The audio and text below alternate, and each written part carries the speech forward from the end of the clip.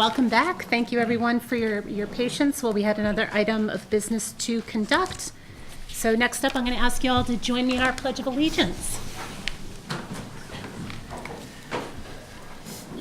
I pledge allegiance to the flag of the United States of America and to the republic for which it stands, one nation, under God, indivisible, with liberty and justice for all. Thank you. Thank you all. If you've noticed, we're trying out a new seating arrangement this evening, so bear with us while we get used to it. All righty. Our next item here is we've got some items by consensus. We've got a little bit of a longer list because we haven't met since November, so we'll try to go through it fairly quickly, but not too fast, right, Tristan? Alrighty, the first item is approval of minutes from our November meeting. That would be November 14th, 2018 regular session. Can I have a motion to approve those, please? Mrs. Bryson, thank you. Seconded, Mr. Bjork. All those in favor? That looks like unanimous. Next item is approval of a donation to the DECA program at Wilmington High School by Cummings Properties totaling $2,000. It's a pretty nice donation. Dr. Brand, do you have anything to make us aware of for that? Nothing specific, except certainly this is very timely, as the DECA program right now is heading out to competition this week, and so with much gratitude, we appreciate the support to allow this program to continue. That's great. Okay. Could I have a motion to approve the donation to the DECA program, please, for $2,000? Mrs. Newhouse, seconded by Mr. Bjork. All those in favor? There we go. Thank you very much. And we have another nice donation this evening. We've got the acceptance of the Tewksbury Wilmington Elks donation of dictionaries to the Shawshene Elementary School and the Woburn Street Elementary School. This is our grade 3 students in the amount of $936. I know this is a nice tradition. That dictionary is still in my family. Would somebody like to make a motion to approve? Thank you, Mrs. Bryson. Seconded, Mr. Talbot. All those in favor? That would be unanimous. Thank you. The next item are our warrants. We've got G408, G409, G410, G411, G412. We'll do the revolving 215, 216, 217, 218. Then we have a bunch of local warrants, L27 through 39. Would somebody like to make a motion to approve those warrants, please? Mrs. Newhouse, Mr. Ragsdale on the second. All those in favor? That'll be unanimous. Thank you. We've got 2 payroll warrants. We've got the week ending November 21st, 2018 and December 5th, 2018. Would somebody like to offer a motion? Mrs. Bryson, thank you. Mr. Ragsdale, second. Thank you. All those in favor? Great. And then we have the circuit breaker warrant, circuit breaker 05, 06, 07, 08. Somebody like to offer a motion for those, please? Mrs. Bryson, seconded by Mr. Talbot. All those in favor? And we've got Mr. Bjork with an abstention. And then finally, we've got the SPED warrants, 12, 13, 14, 15, 16, and 17. Would somebody like to make a motion, please? Mrs. Bryson, thank you. Mr. Ragsdale, second. Thank you. All those in favor? And we've got 2 abstentions, Mr. Bjork and Mrs. Newhouse. Phew, we did it. We did it. All right, the next item, we were going to make a presentation to Mrs. Kane. This is through the Massachusetts Association of School Committees.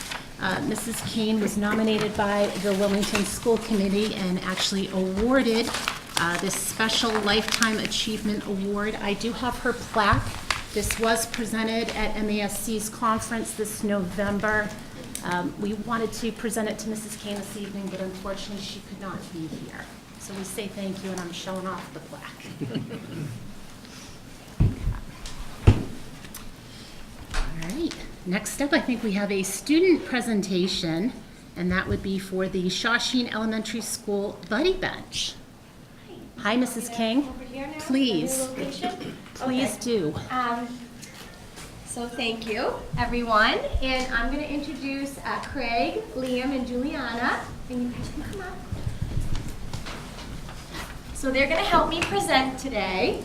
And the story behind this is that about in the spring last year, they wrote letters. Here, come on. Come sit. They wrote letters to Mrs. Gibbs, our guidance counselor, about how they thought having a buddy bench at the school would be a really great idea. So actually, they're going to read you the letters that they presented to her, and then we'll tell you the story about how we made it happen. Okay, go ahead, Juliana. Please come take pictures. Dear Mrs. Gibbs, can we have a friendship bench when we have someone come and play with you? Love, Juliana Vitale. Good job. Okay. And we have ours memorized. Are you ready? Can you do it? Okay, go ahead. Dear Mrs. Gibbs, we would like a buddy bench. Love, Liam. So they presented their letters to Mrs. Gibbs, and Mrs. Gibbs tried all summer to try to make it work. And so she worked with the WEF, Wilmington Education Foundation, which we want to thank very much, and they helped to donate the bench. And we also had a wonderful family, the Contini family, who helped to donate the rest of the portion. And there were lots of people in the community that had to help. They had to come and dig the ground and put the bench together, Public Works, and it really took a lot of people to make it happen.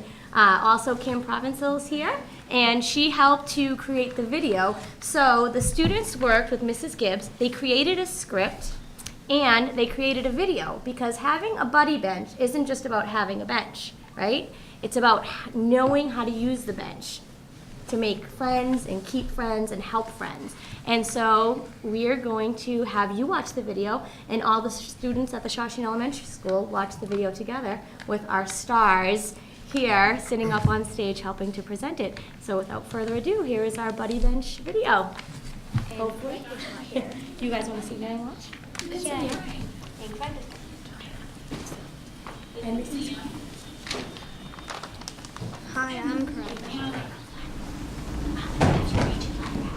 They each wrote a note to Mrs. Gibbs asking about getting a buddy bench at Shawshene School. They thought it would be a good idea because some kids need friends to play with at recess. The Wilmington Education Foundation and the generous parents gave us the money we needed, and now we have a bench at Shawshene School. Yay! The buddy bench is a place to go when you need help joining a group. When everyone learns how to use the buddy bench, it's a lot easier to join the fun. Rule number 1. Sit on the buddy bench if you want to find someone to play with.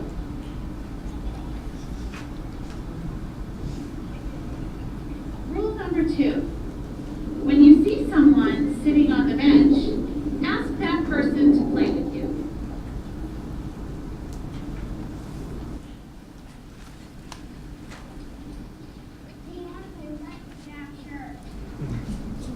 Sitting on the bench, look for a game you'd like to join, then get off the bench and ask to play.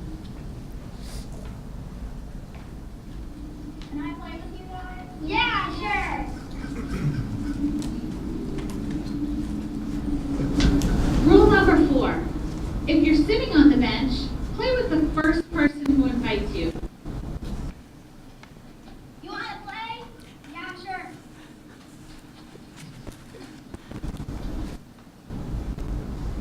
And the final rule of the buddy bench, Keep playing with your new friends.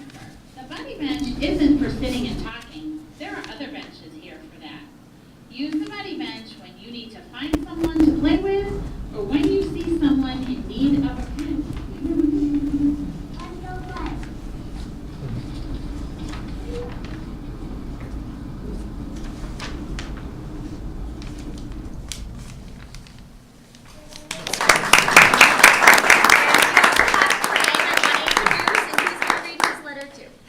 Hi, I'm Craig. We had an idea. Can we make a friendship bench for kids if they have no one to play with? Good job. So these young leaders in second grade came up with this idea, and by third grade they helped to create a video. And now we have a buddy bench that all the kids can enjoy. So good job, guys. Thank you.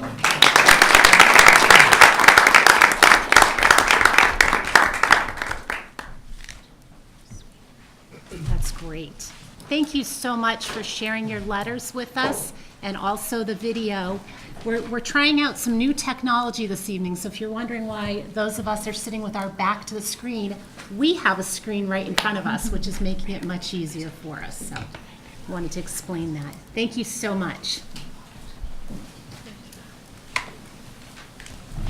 And families, you're welcome to sit through the rest of our meeting if you would like to, but you're also welcome to leave also.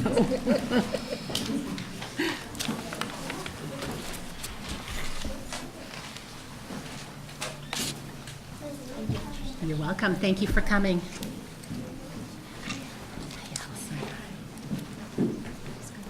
That was great. Next up, we have our student representative report from Ms. Allison. Hi. Hi. All eyes on you. Yeah, it feels really interesting. Am I sitting here? Today, students at WHS received their PSAT scores, and the guidance department had a meeting about how you can use Khan Academy to study for the SATs and to prepare for college. Last Thursday, the string students had a concert here, and tomorrow night at 7, the band is having their annual concert with, I think it's all grades. And this past Friday, Joe Wilson and myself went to another regional student advisory council meeting, and their students are working on building safety. Joe Wilson is one of the students in that group, and there are 2 school climate groups. I'm in one of them that's specifically working on climate in classrooms, and there's another group working on vandalism and vaping. A woman named Emily Taylor from the Department of Education talked to us about elementary students and how to get them more interested in the curriculum, and she asked for our advice and input on what we think would be best for that. We talked about teachers having higher expectations for students and that it will get them to work harder and engage in the classroom more significantly. And we're thinking about developing an advisory group for class officers to get more feedback and to cater to their entire class more effectively. A lot of other schools in the region, like Masco, have been doing that for years, and they say it's very effective in their schools. So I was thinking about talking to the other class officers here and seeing if that's something they're interested in. And another thing that I found interesting was at Haverhill, students are involved in the hiring process for teachers, and I was wondering if that would be something that we could maybe start doing here. Interesting. That would be a good question for HR and for our superintendent. I like the idea. Yeah. That's it. Great. Thank you as always for your presentation. Thank you. Do you feel a bit on the spot in that seat? Sorry. It's okay. It is easier to see. Yeah. I'm noticing that already, so that's great. Well, thank you. Again, you're welcome to stay for the rest of our meeting, or if you have homework, you're also welcome to leave. Thank you. Happy You're welcome. holidays. Thank you, you too. Dr. Brand, you're up next with your superintendent report, please. Thank you very much and good evening. There are 4 items, as you'll note on the agenda tonight, that I wanted to just take a couple of minutes to touch upon, and then in addition to those, a couple of other updates. Item 8A, the Signs of Suicide Program update. In your packet is a copy of the letter that recently went home to middle school students. I thought it just important for the community and the school committee certainly to be aware of this important activity and the continuation of this program at the middle school. You may recall that back in the spring of 2017, SOS, as it's often referred to, or Signs of Suicide Program, was, as I understand it, presented to the school committee for approval, and many staff at the middle school, along with Christine Murray, are very involved in that program. So this was a notice to parents to alert them to the fact that it was with intent that this program again would continue this year. This is a program that I am familiar with from other districts. It is found in a number of other districts, and certainly in this area. It is a research-based program, and I think that that's an important piece to note. There are a number of goals as outlined in the memo that went home to our parents and guardians. First, to help our students understand that depression is a treatable illness. To also, throughout the program, explain that suicide is a preventable tragedy that often occurs as a result of untreated depression.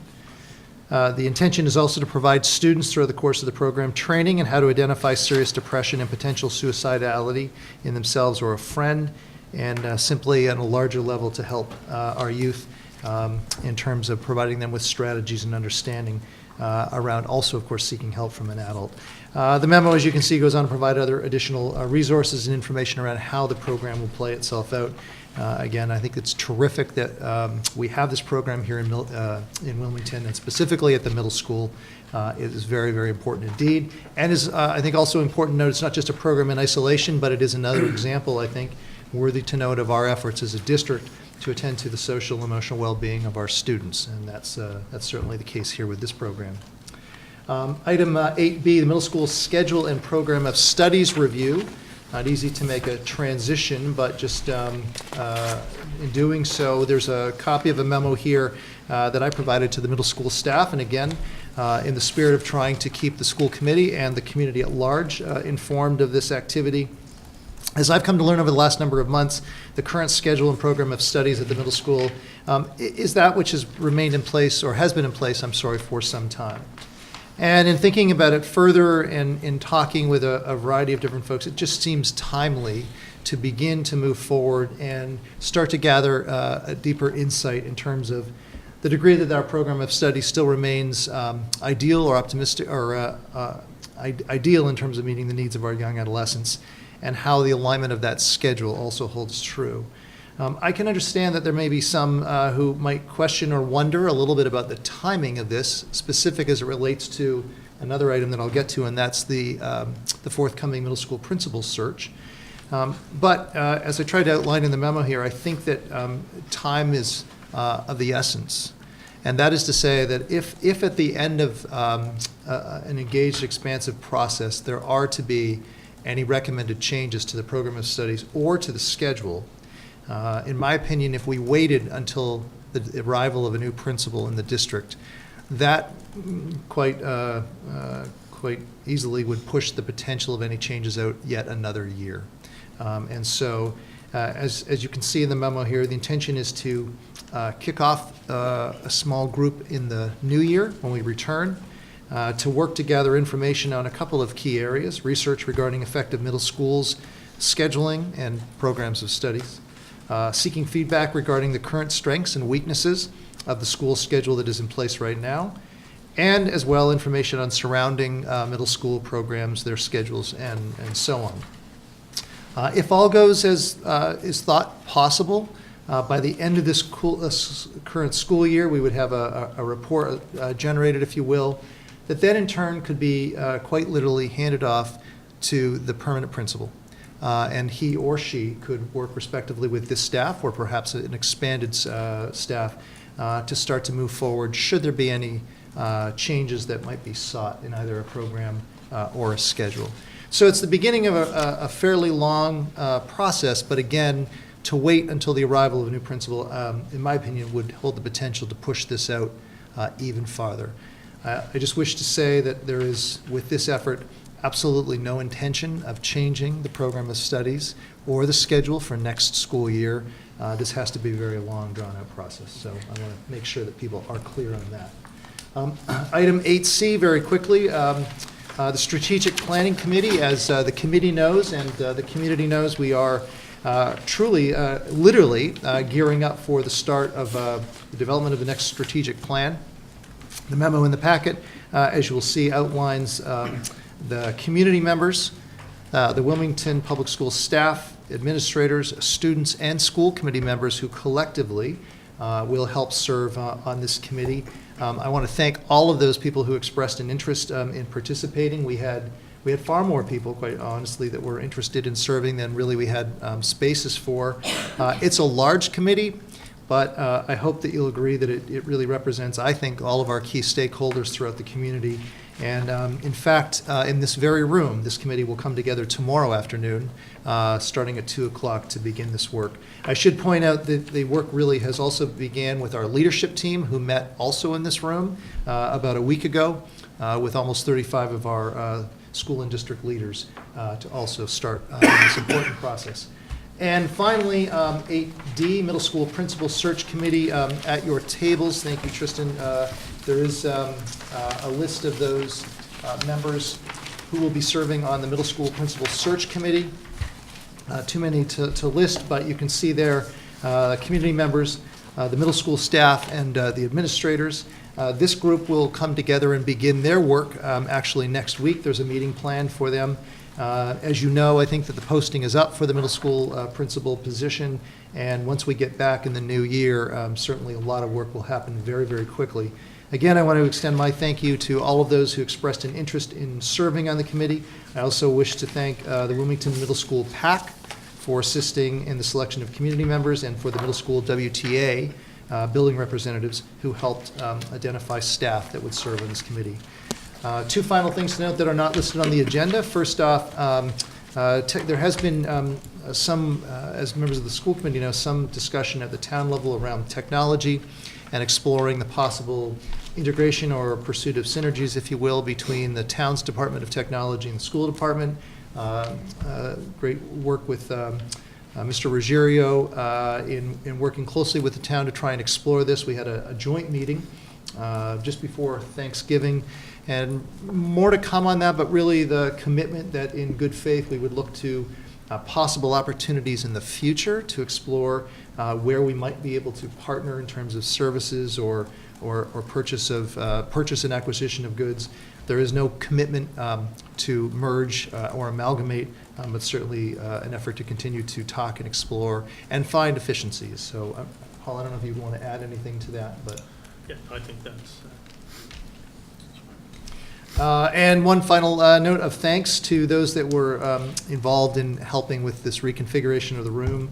In no particular order, thanks to Tristan, to our custodians, to Sean, to Adam, and to Nathan, who helped make this possible. And as the chair said, we'll see how it works. So with that, thank you.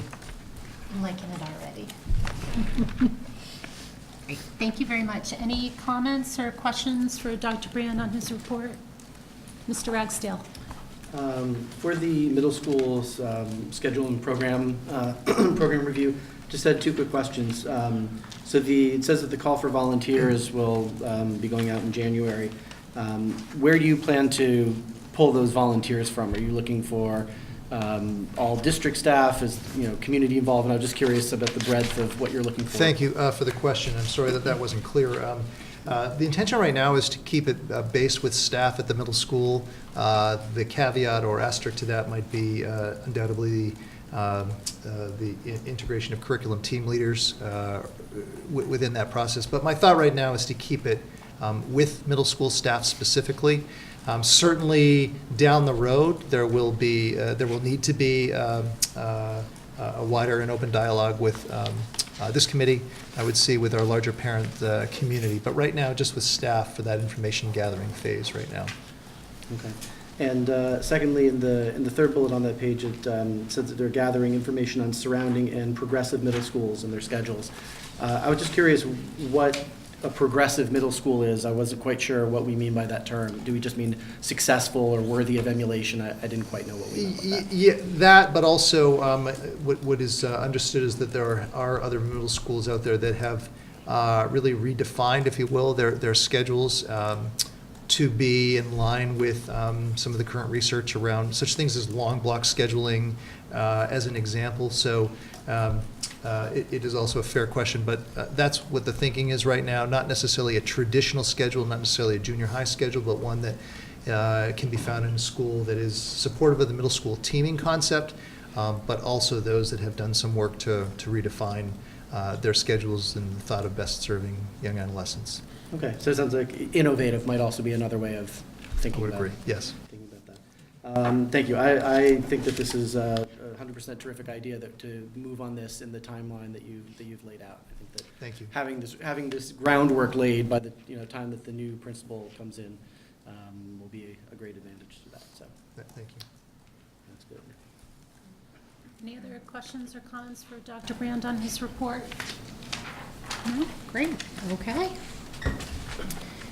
We have listed old business. I'm not aware of any old business we need to revisit this evening. No? So jumping right into new business. And the first item being approval of the administrative assistance contract for 2018, 2019, and also 2019 through 2022. 21. I'm sorry, 21. I'm looking at the wrong, sorry. 22, okay. 22. That's right, there was a little update on that. Okay, great. This is just the time of year, the timing that we need to consider this. I understand that the administrative assistants had ratified their side, and we have had a discussion on it. At this point, we're ready to take a vote, and we are required to do that publicly. So could I have a motion for the approval of the administrative assistance contracts, please? Mrs. Newhouse, seconded by Mr. Ragsdale. I believe this requires a roll call vote. Mr. Bjork? Yes. Mrs. Bryson? Yes. Mrs. Newhouse? Yes. Mr. Ragsdale? Yes. Mr. Talbot? Yes. And Mrs. Broussard, yes. Okay, so that is all set. All right, the next item under new business, we have approval of tuition funds for non-resident student tuition. I believe in our packet, there was an explanation from Dr. Brand. Dr. Brand, would you like to? Sure, certainly. Add. Thank you. In your, as was mentioned, in your packet, item 10B, there is a memo entitled Out of District Student Tuition, and my apologies for that. That needs to be updated and revised, and it will be. But the districts within the SEAM Collaborative, of which I think members know we are a member of, certainly are often looking for ideal placements to support students that don't find themselves in a district that has in place a program that best and most appropriately meets their needs. As it stands right now, currently, we have a middle school student, a resident of Wilmington, that is being educated in a program within Woburn as an example of this. And we support our commitment to and our responsibility to the education of this child in this particular case, and send this child to Woburn. So this happens from time to time within this collaborative. I'm sure, I don't know for certain, but I'm sure it probably also occurs in other collaboratives. Based upon the recommendation of Alice, we have a student within the SEAM Collaborative from another district that is in need of a program such as the one that we have, Stepping Stone programs here at the Boutwell School. And so through much further conversation with Alice, as well as Kristen Walsh, the director of the program, and there was a lot of information gathering. This memo certainly doesn't go into the detail that happened before ultimately I approved the entrance of this student from Wakefield Public Schools, but to understand that the program here would be a good fit. And so I have approved that. So this memo in part is information for you as a committee, but also as the end seeking your vote to approve an item in terms of the financial piece of this. But there's additional information, as you can see in the memo, that just sort of outlines what this approach is, how this approach is different than student choice, which it is. And I think very important to note the bullets towards the end of the memo. First off, that we're one of the only districts within the SEAM Collaborative that had a preschool program, specifically that targets emotional-based services, and that's what our Stepping Stone program is. That the sending district, in this case Wakefield, is fiscally responsible for all non-tuition costs, including transportation, evaluations, and other support services. And equally, I think of importance, once the student terminates or comes to the end of the need for their for the specific program, they will return to their home district. And so that may not be this year, it may not be next year, but at some point, should or when that happens, the student will return. So again, information purposes, I'm certainly happy to take questions if you have any. Tonight, what we're looking for is your approval to have the district, Wilmington Public Schools, set up a revolving account according to Mass General Law for the purposes of us collecting the tuition for the student's attendance here in Wilmington. I want to thank Alice and Paul. They've done an awful lot of work around this. Best as I can come to understand, this is the first that we are on the receiving end. I think I'm correct in that, for a student. This is certainly in compliance with Massachusetts general law. There are no issues there. The tuition rate setting is not in here, but I can assure you that That ultimately will be based upon gathering information from other similar type programs within the SEAM Collaborative. So it won't be just pulling a number out of thin air. This certainly will be accounted for like any of our other expenditures, and it will be officially tabulated as part of the record keeping along the way. So, Paul, did I leave anything out? Anything you want to add? Mr. Talbot?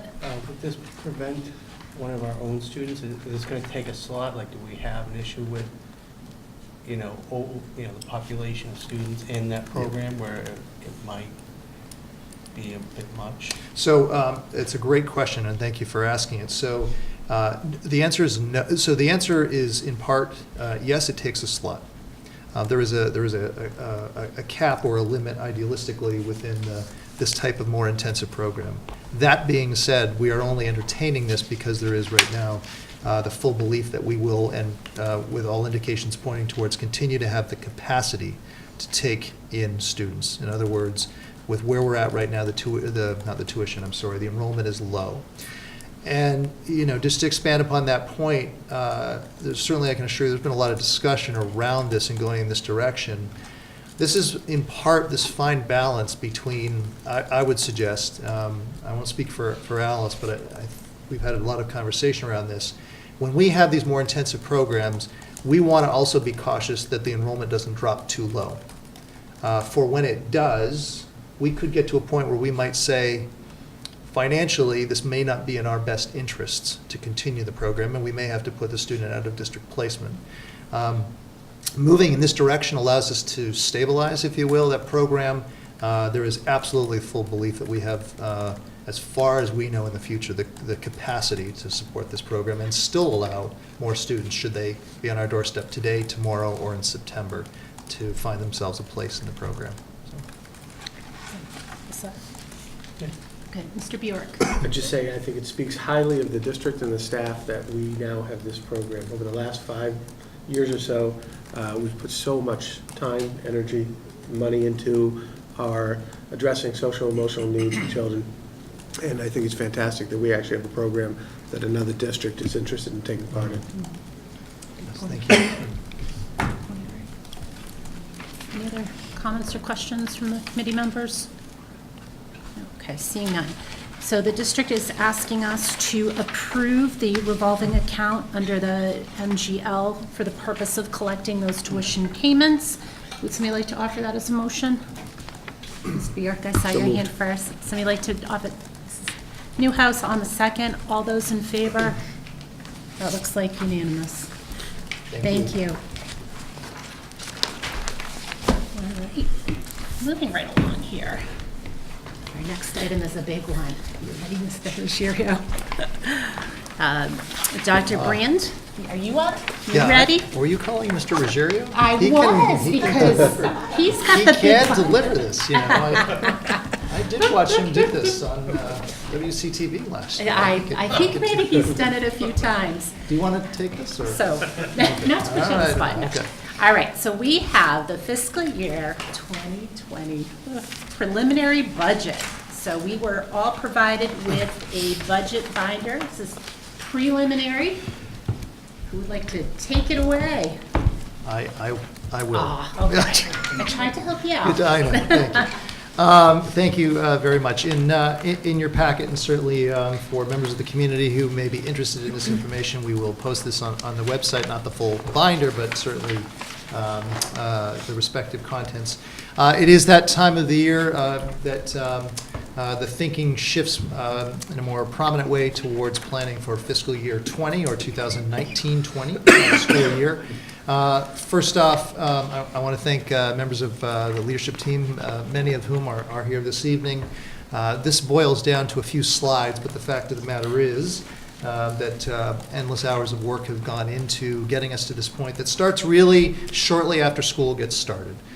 We are at the place that we should be from a calendar standpoint, and so it's here with great pleasure this evening that we start to provide the members of the committee and the community some insight in terms of what the resource needs look like for next fiscal year. In October, shortly after school gets started, the call goes out from Paul to the respective department leaders to start to think ahead for next school year. That's a daunting task. I certainly know what that feeling is like, having been a principal. School just gets underway, and shortly thereafter you are asked to begin to plan for almost a year out. And sometimes that's easy in some respects, in some areas, other times it's not. So that's in large part why also it shouldn't be lost that this is preliminary based upon the information we know before us. Enrollment projections are a huge component of this planning, respectively, so too our program needs and other services that might be determined necessary to ensure are in place to best meet the needs of Wilmington Public Schools students going forward for next fiscal year. This is a preliminary budget, again, as I said, and we are continuing to look at numbers, make sure that we are tying off the information that we have with best case scenarios, really, as we project out for next year. I use the word with intention of budget story because I think that although budgets obviously are all about numbers, there's an important narrative behind the respective numbers that ultimately emerge in terms of the fiscal resources that we will be asking the citizens of Wilmington to help support. First off, at the outset, I would suggest to you that we are not unique. And I think that should go as an important point to underscore that, as is the case with many school systems, the complexity of student needs throughout the entire district is ever changing and expanding. And it's not just within special education services, it is also within regular general education as well. There is a continual conversation in Wilmington, as is there, I would assure you, I'm sure in any district, around meeting the social and emotional well-beings of students. That sometimes is more difficult to capture in terms of metrics. When we think about class sizes in the general education classroom, that's easy to wrap your head around. It's not so easy as it relates to meeting the disparate needs of some of our students. And those are captured in the resource requests for next year. We will continue to pursue the ultimate goal, and that is trying to provide education to all of our students within our classrooms here in Wilmington. As we just talked about, that's as an example, that's not always possible.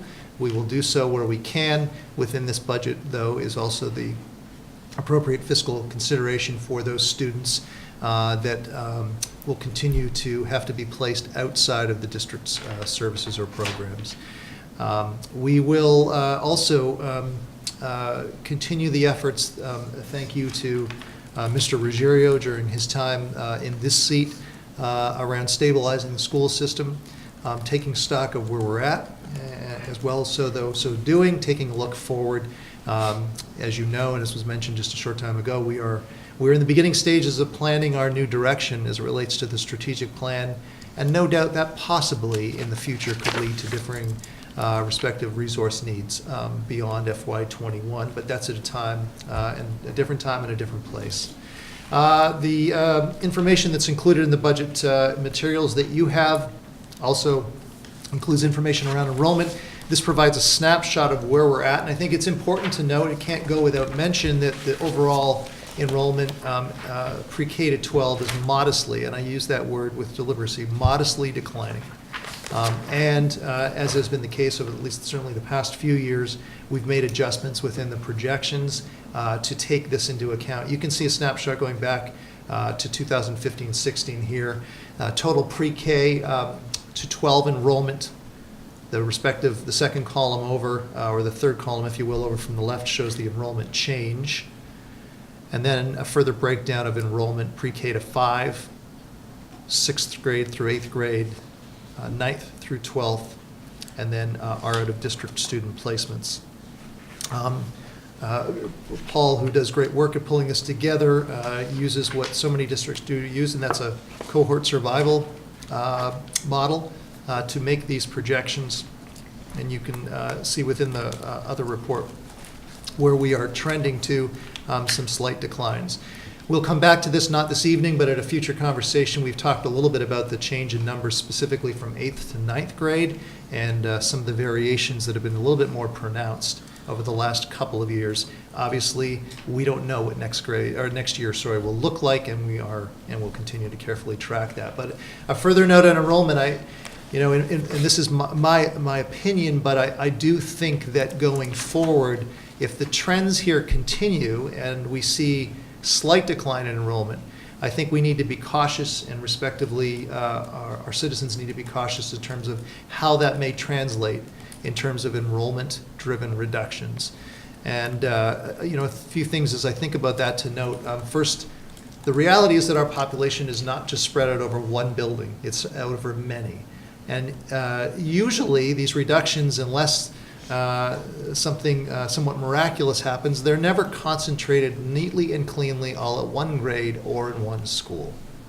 And that becomes challenging as we have to try and make those adjustments, or at least meet what expectations might lead to in terms of making those adjustments. We do have contractual requirements in place as it relates to class sizes. I know the committee certainly is well aware, and hopefully many of the community are. And there's also best practice guidelines, not hard and fast numbers, but certainly those that do serve as guidelines. And that sometimes is in with more intensive programs, as well as within our general education classroom settings. This is an important, the third bullet piece that certainly I understand well, and that's the teaming model at the middle school. Is more intensive at times in terms of resources, and there are not as many, there are more constraints in terms of how that teaming model is structured and what that can allow for in terms of adjustment of staffing. Having the 4 or 5 teacher team makes changes to that sometimes more difficult than at first glance might seem. And certainly there seems to be, I talked about this in the entry plan report to some degree, there does seem to be an interest in expanding courses and programmatic opportunities at the high school, whether that be at the AP level, whether that be within STEM. I do think that there's a desire, there's an interest to expand that, and at some point, no doubt that would require staffing as well. Budget priorities within the fiscal year 20 are highlighted here on this slide. We will continue to provide funding, appropriate funding and services for programs that we know are essential to meet the student needs that we have, that we're responsible for. It goes without saying, I hope that we'll try and do that within the least restrictive environment. Social emotional programming has certainly a strong foundation, as I've come to learn here in Wilmington, and that's not going away, that's not changing, and we will continue to support those programs to meet our student needs going forward. Technological infrastructure is ever part of educational settings. I don't think anyone forgets about that, but sometimes what may be forgotten is the behind the scenes that's necessary to still make sure that we are expanding our infrastructure, our servers, our switches, all of those technical things that I know little about, but that I know are critical to help make sure that both our teaching staff, our staff as a whole, and our students have access to the resources that they need. And we'll continue, as I have come to learn has been the case, certainly under Paul's tenure, with strong fiscal controls to make sure that we're wise in the use of our resources. The budget assumptions that we have are laid out on this next slide. We have legal obligations, and we will certainly make sure that we are meeting those. And so the budgetary request before you includes within that effort. We'll attend to the staffing guidelines that we are responsible and obligated for based upon the contractual commitments. These enrollment projections and the respective staffing is forecasting 3,239 students. It is a small change from FY19 to be sure, but it's important to point this out that if things were to change drastically in some way, shape, or form between now and September, this may put a strain or stress on what the resources are that we have, and I think that's important to point out. We're anticipating approximately 65, 66 out-of-district placements, and I can tell you just on this point that this is literally a line-by-line analysis of our respective needs going forward. That's highlighted in a number a little bit further on in the presentation. Non-salary accounts are, for the most part, level funded within this budgetary proposal, and we will continue, as we have done in the past, to pursue additional funding sources such as grants to help provide an offset to costs. The components of the FY20 budget that's before you are outlined here. This is sort of more at the programmatic level, if you will. Reader's Workshop, continuing at the elementary level, is included as a point of consideration with the budgetary requests. A science program at the K-5 level, of which you've heard a little bit about, that certainly is of consideration within this budget proposal. Envisions mathematics at the middle school level is continuing, as is the iReady program in terms of assessment of students' reading levels.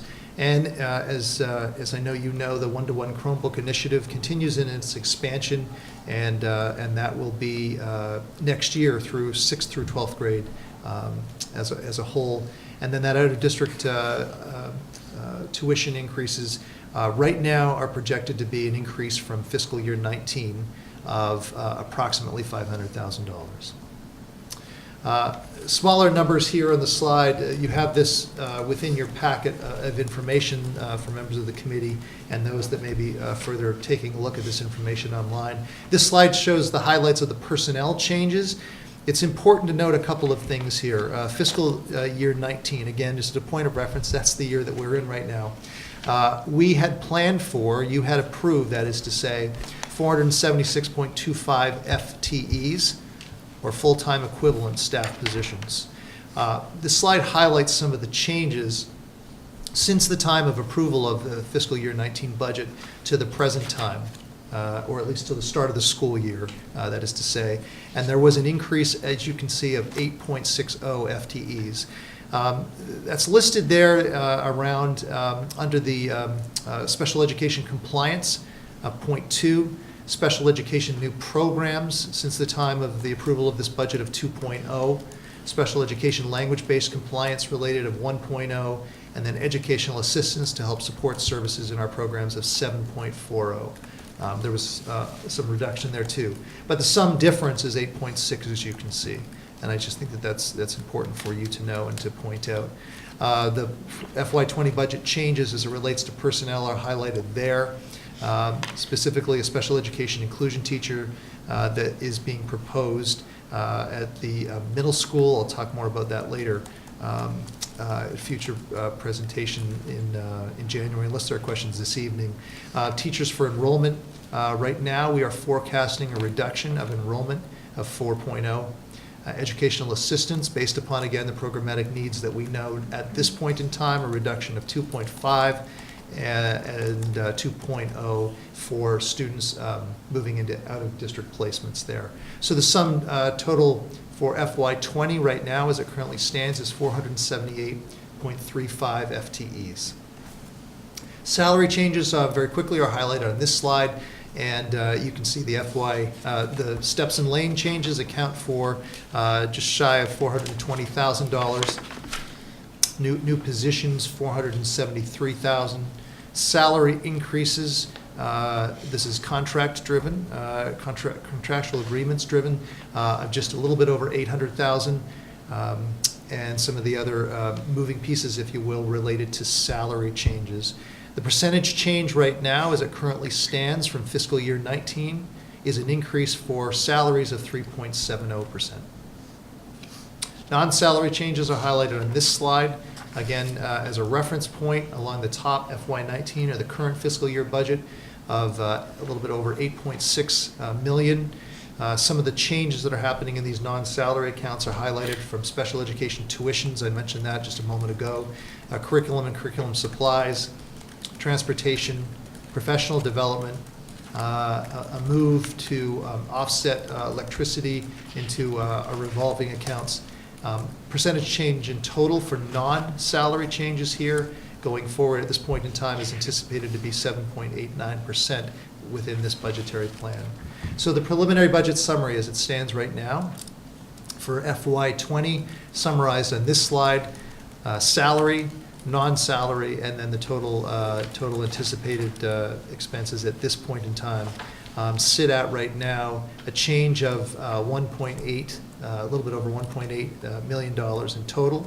That's salary and non-salary combined, sitting right now at 4.6% change. Capital planning is captured within this slide. I know there's a lot of text here, but just to highlight right now, as it stands, the respective requests going forward that we will work closely with the town to try and bring about, ranging from technology in classroom as well as systems, replacement of computers, It continues on this screen here, as you can see, for our capital planning requests, including transportation. As you know, we also not just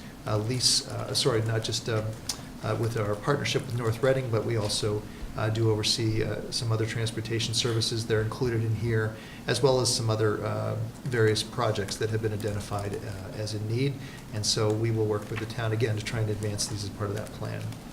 So next steps, where we sit right now, we will continue, as I said at the earlier part of the presentation, to work with the leadership team to continue to refine our numbers and our projections and the information that we have right now as it currently stands. We will continue to make any changes that seem most appropriate given what we know at this point, and we'll revise those numbers and certainly continue to meet with the town. We have, in fact, Paul and I have a meeting scheduled this Friday with the town manager to engage in discussions around the budgetary requests and where from the town side things may be moving. School committee meetings that are planned January 23rd. Will be the recommended budget presentation delivered at that point in time. And then on February the 13th, the FY20 budget hearing is currently scheduled. So with that, I think that's it. I'm happy to take any questions, or certainly for Paul, or if it's curriculum related, Brian can assist. Mr. Talbot.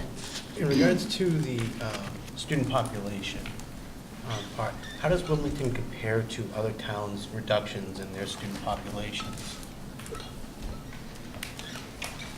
In terms of trends, do you mean? Yeah, like other cities and towns in this area that we compare with. I'm not sure. It's not something that I've taken a look at.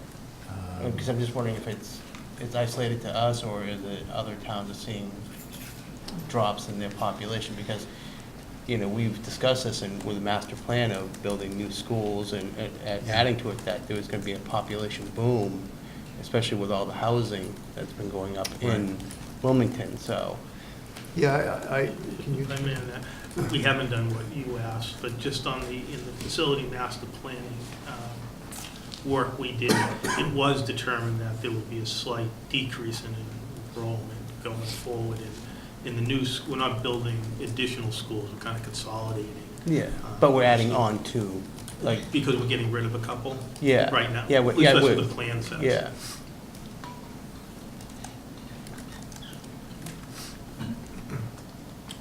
Any other questions or comments on the preliminary budget presentation?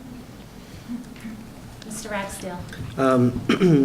Looking at the overall sort of district, the preliminary budget in the first tab, or it's not the first tab, budget summary tab. It looks like there's a large FTE reduction at the central office from 19 to 20. In 19, 22.4 to 14.9, and I was curious how that is, like who the people are, if that's more about kind of shifting some of the technology people where that might go. That's more of a function of, we talked about enrollment-related reductions. We kind of put them in the central office as we go through. When the budget is finally, or the recommended budget is set, that'll be identified where those, if we have those reductions, will be. So it's not necessarily central office staff, it's kind of where we put the enrollment-related reductions. All right, that makes sense. And I think that when, just coming back to the issue about enrollment, projected enrollment, when the high school was built, I think that MSBA projects have to have a demographic survey. I think that's part of the requirement. Yes. So at least from a couple of years ago. I mean, I'd be curious how close our trends since that survey was done have matched. The high school was, if I may, the high school was designed for an enrollment of 960 students. So if you look at it right in FY19, we're at 830 students. So however the MSBA does their enrollment projection and so forth, but that's what it was built for, 960. And then I have one more, and this is maybe a little bit tangential, but it's because it's not exactly about budgeting, but more about spending and reporting. But there's a new ESSA requirement That's going to require school-level reporting on spending. And from what I can tell, from what I've just read, that a lot of people don't quite know how.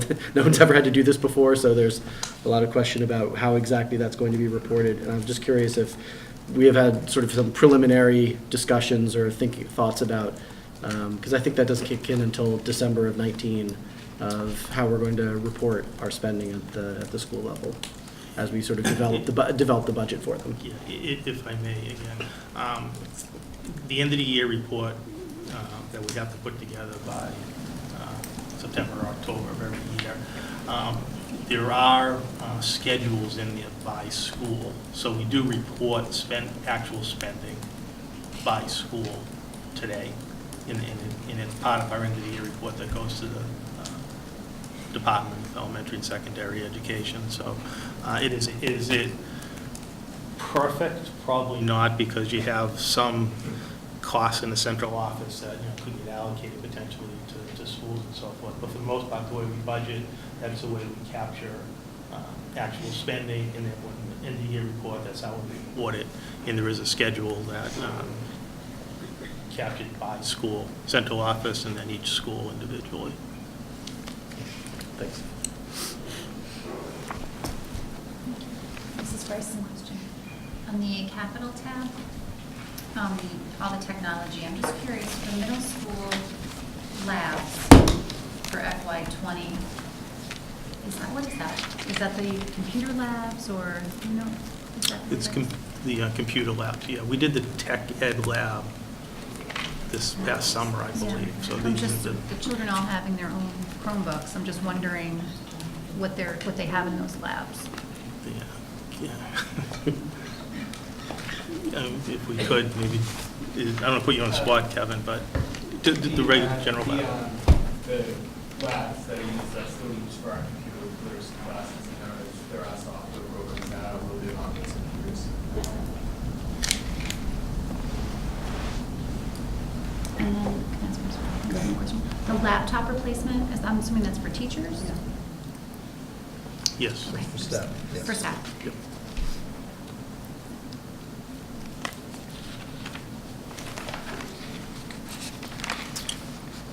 On the capital, if I may, we have asked the technology department to kind of prioritize these items, especially for FY20, as we meet Friday with the town manager and see what the town can support and so forth. These things may shift, so we have asked them to prioritize. Go ahead. No worries. Sam, Chromebook carts, do we know who that's for? Yes. 1 second. Sorry.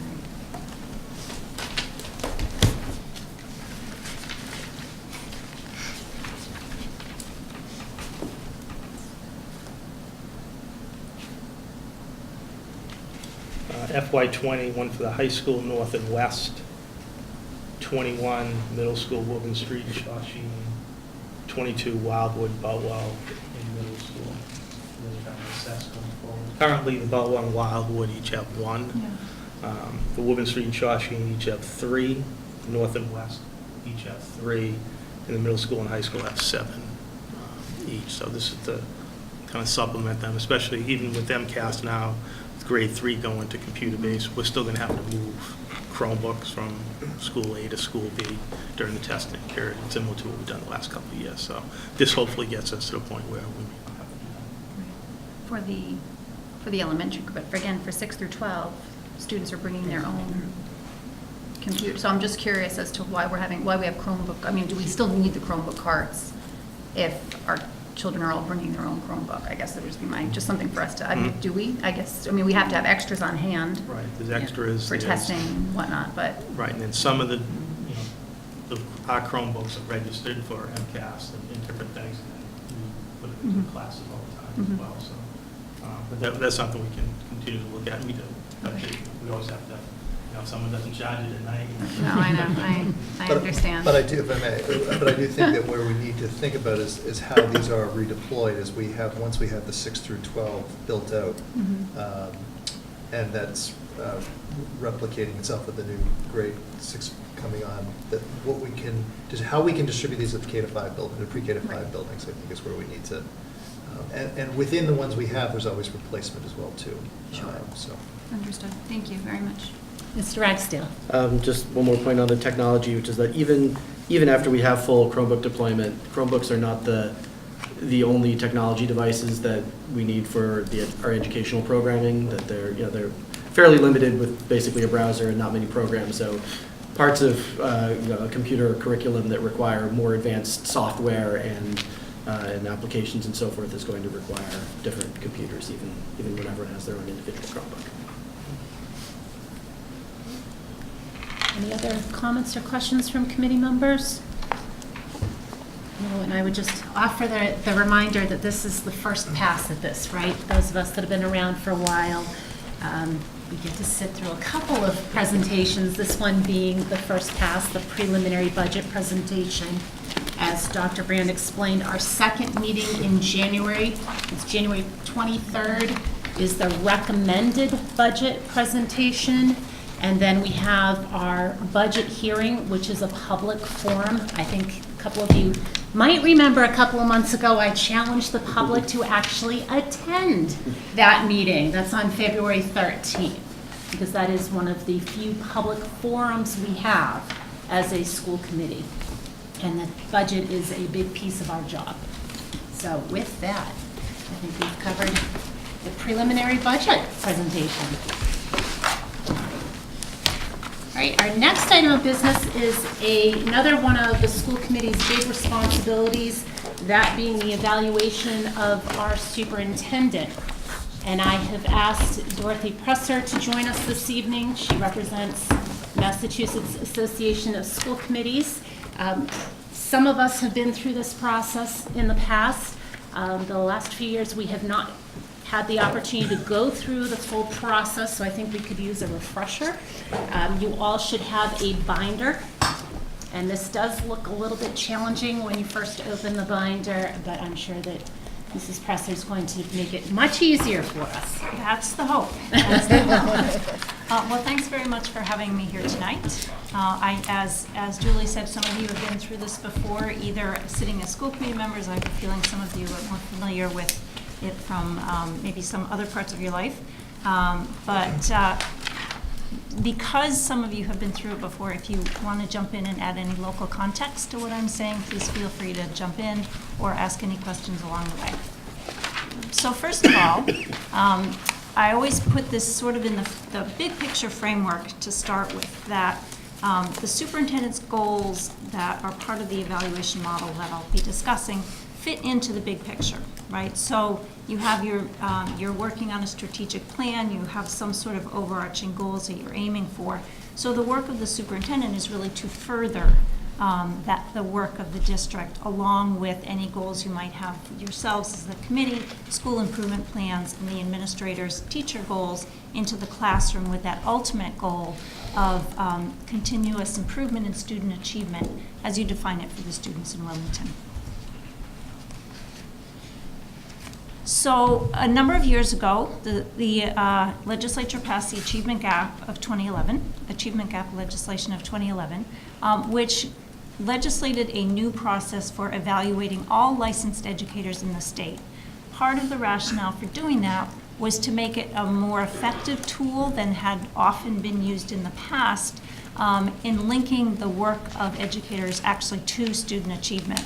And part of the goal was actually to improve, to tie the evaluation to actually improving educator practice, a continuous improvement for educators along with continuous improvement for students, rather than having it be sort of a static tool, and linking the multiple criteria to educator success. In my estimation, when this evaluation is done well, it actually turns out to be a much more objective and less subjective tool than many committees were using in the past. So that's some of the value of the new model. There are elements that are required from the department, and there are some elements that are up to local option, and I'll be discussing both of those. At this point, all districts must implement the tool. You know, some got a little bit of a slow start because of a retiring superintendent, an interim, or whatever, but at this point, all districts should be using this model for evaluating the superintendent. Some of the things that you need to know: it does require more attention to the evaluation than many of us paid to it in the past. When it is done well, you pay more attention to it all the way through the process, as opposed to thinking a little bit about it at the beginning, not thinking about it till it's actually time to do the tool at the end. And so part of my mantra tonight will be pay attention all the way through. It makes it much, much easier. There may be components that are new to you, either if you were sitting on the school committees before this new model happened, or it may look very different than what you might have encountered in a business life or another life. Annual evaluations are required in most cases. Seasoned educators can be on a multi-year plan. My finding is that the community really expects the annual evaluation on the part of the superintendent. As I said, there's a standard format to use. You can adapt some of the elements to your own district needs, and again, I'll talk about those. So there's 3 key components to the model. There's a 5-step cycle, a 2-part tool, and a multi-part rating system. And I'll go through each of those 3 components, and then I'll talk about how it actually works when you put it all together. It starts with a 5-step cycle. The cycle starts and ends with a self-assessment. So sort of a recap of the year that's just ended. With that self-assessment, it's taking stock of where you are at the current time and where the district wants to be headed. You do an analysis, set goals, and develop a plan that's implemented throughout the course of the year. The plan gets implemented. Then there's, partway through the year, there's a formative assessment. The formative assessment is not a written evaluation. It's really just a discussion item on your agenda at a school committee meeting to sort of take a step back and you know, how are things going? Do we all still have the same understanding? Has something happened that might want us to make some adjustments? For instance, if one of the goals depended on perhaps a grant coming through and that grant didn't happen, it's going to be hard to reach the goal. So might there be some adjustments you want to make in the plan partway through the year? In an ongoing way, hopefully that assessment or that building up of the I've lost the word I want. That building up of I really did lose the word. The evidence that the goals are being produced will happen throughout the year and different agenda items that you're having. Then at the end of the year, you have the summative evaluation, where you're actually doing the written evaluation of the superintendent, which the superintendent just has the joy of having that done in public. Then you go back, then you start the cycle over again. You've done your summative evaluation, that includes some of that self-assessment, then you make the plan for the next year and you start the cycle again. So that's the 5-step cycle. Then there's the 2-part tool. The first part of the tool is SMART goals. You're most likely familiar with the acronym SMART if you've been around just a little while.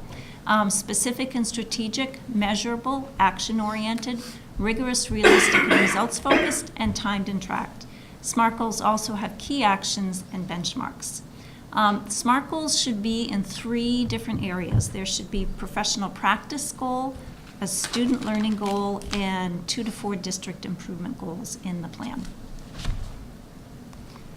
So that's part 1 of the tool. The second part is the standards and indicators of effective professional practice, which I'm pretty sure is in that binder that Julie pointed out. It can look a little daunting, but part of the rationale of doing this is to help make that easier for you. So there are 4 standards within the tool. There's a standard, 1 is instructional leadership, management and operations, family and community engagement, and professional culture.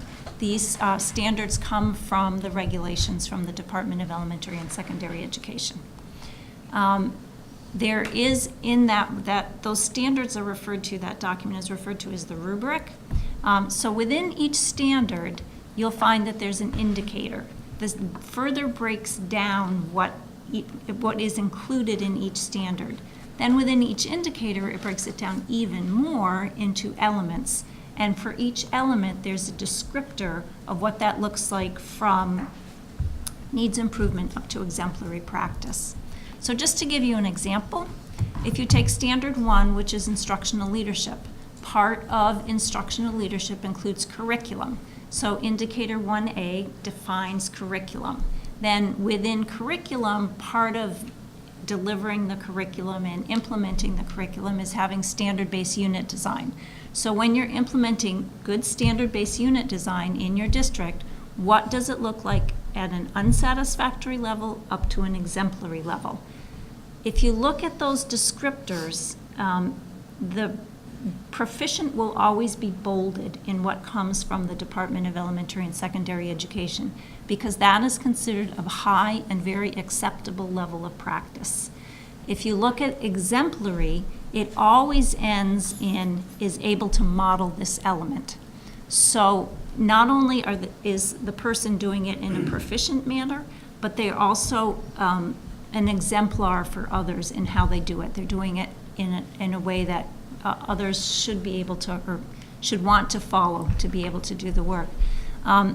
Part of the challenge, particularly at the school committee level, the department really wanted people to understand that proficient was a very high and acceptable level of practice, and exemplary was to be used as sparingly as a rating.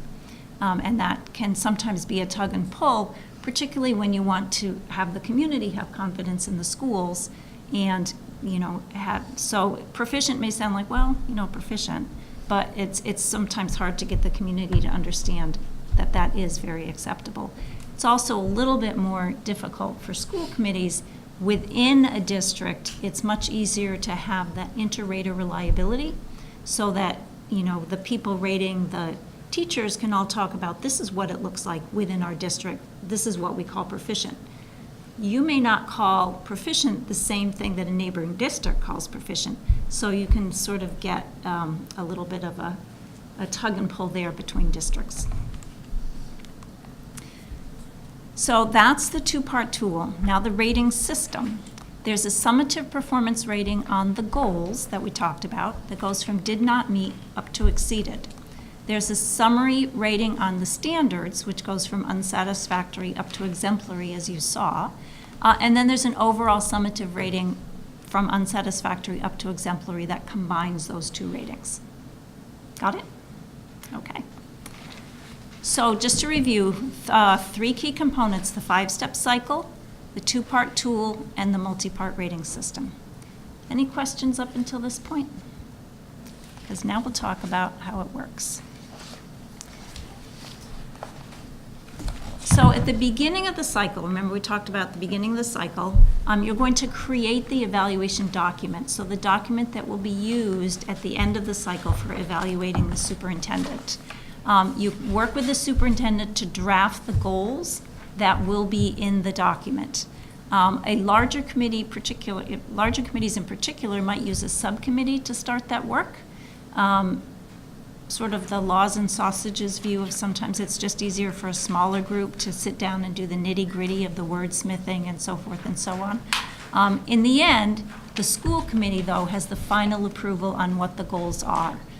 In the legislation, if the evaluator and the evaluatee don't agree on the goals, the evaluator prevails, and in this case, the evaluator is the school committee.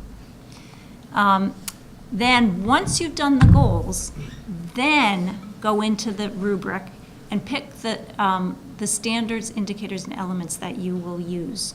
We very strongly suggest, if you look at that sort of daunting document that has somewhere around 50 different standards, indicators, and elements in it, we recommend that you do not use all of them. You'll be a little nuts by the end of trying to do the evaluation if you do. I've seen it happen. We recommend, that's why we talk about doing the goals first. The goals are what makes it unique to Wilmington and drives Wilmington forward. And it's really, you can really think of it more sometimes as a goal-driven document as opposed to a standard-driven document. So set your goals first, then go in and identify a limited number usually 8 to 10, 8 to 12 is somewhere where people land, of elements from the document, from the rubric that you want to use. The trick is that you have to have an evaluation on each of the 4 standards. So when you're doing that picking, make sure you have something from each one. And the way that you're picking that is what relates most, when you go into that, think about which ones relate most closely to the goals that we've already set. And that's how you decide what the elements are that make the most sense for you to pick. That make sense? Then you can decide on the weighting of the standards. It occurred to me earlier this year that while I've been talking about the ability for districts to do this, I've never seen anyone actually do it. But there are 4 standards, so if they're all weighted evenly, that's 25% per standard. If you feel there's a need for some reason in your district at this point to have more weight on one of them, then you can weight it more heavily, and that comes out in the overall rating on the standards. That one would be weighted more heavily as you look at the overall rating. If you pick, for instance, something that you think needs 30%, it's going to mean that you need to pick something else that's only 20% instead of 25%, because it has to equal 100% in the end, right? Then this is in red for a reason. Discuss the evidence that you want to have, or what the superintendent can provide for evidence of progress towards the goals and proficient work on, or exemplary work or whatever on the standards. There's a rationale for this is twofold. One, the more that you can understand what evidence will be provided, or have that discussion about what can the superintendent show us that will help us understand that the goals have been implemented and the extent to which the standards have been delivered, the more 7 people will have the same understanding of what's expected.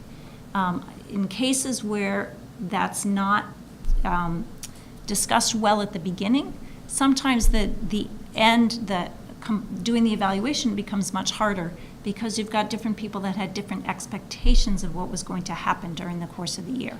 So the more you can have that thinking about what do we really expect to happen, Dr. Brand, what will you be able to show us that will help us understand you've accomplished these goals? That will help everyone at the end of the year have a composite evaluation that's tighter in what comes together. And it can also help the superintendent in thinking, how can I show this? I mean, you're not flies on the wall all day while the superintendent is doing his job. So to have the superintendent give some thought to how can I really show, what presentations can I give during the course of the year that will help the school committee understand this work and understand how it's being done. Again, it just makes it much easier at the end of the cycle to have a good discussion about that at the beginning. Make sense? So this is just sort of a checklist of what we've just discussed. Agree on the goals. Think about the outcomes. If you think about SMART, measurable is the bane of my existence sometimes, because it's easy to measure a task completion. It's harder to measure an outcome. So that's why I say think about the outcomes that you're looking for. What will be different a year from now in our district if the superintendent is able to accomplish these goals?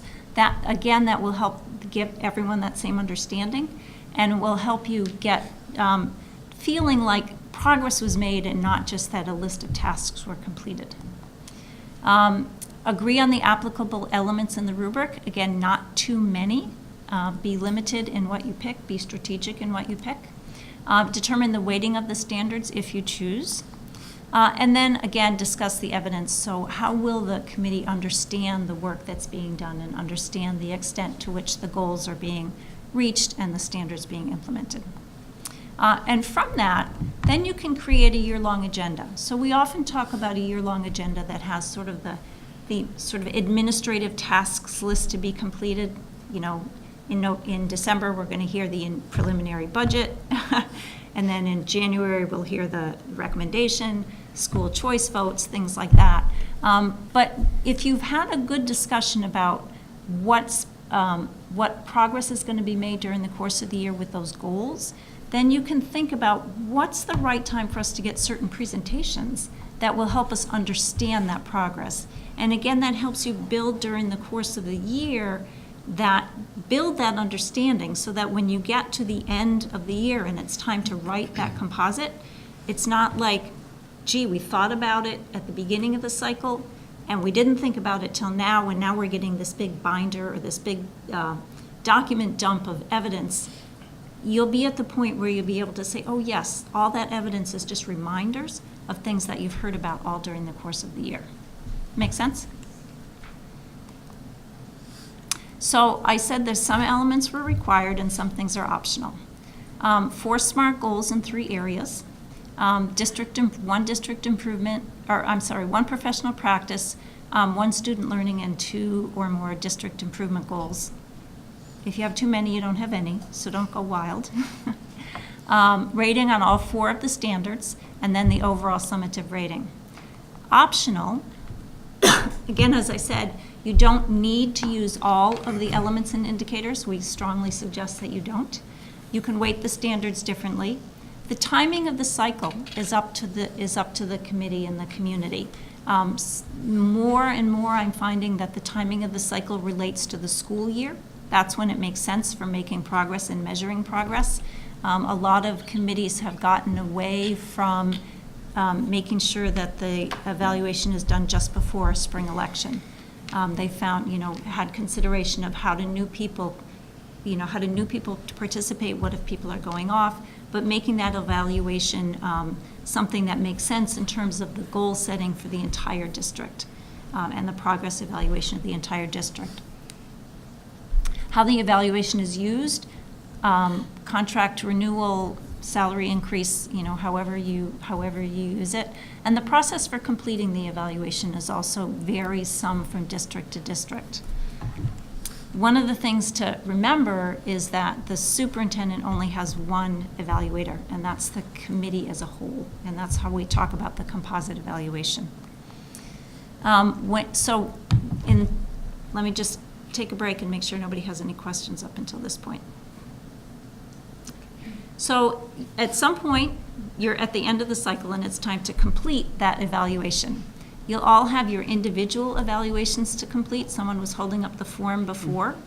That's the state's form. If you find a better form, use it. There's no requirement that you use that form.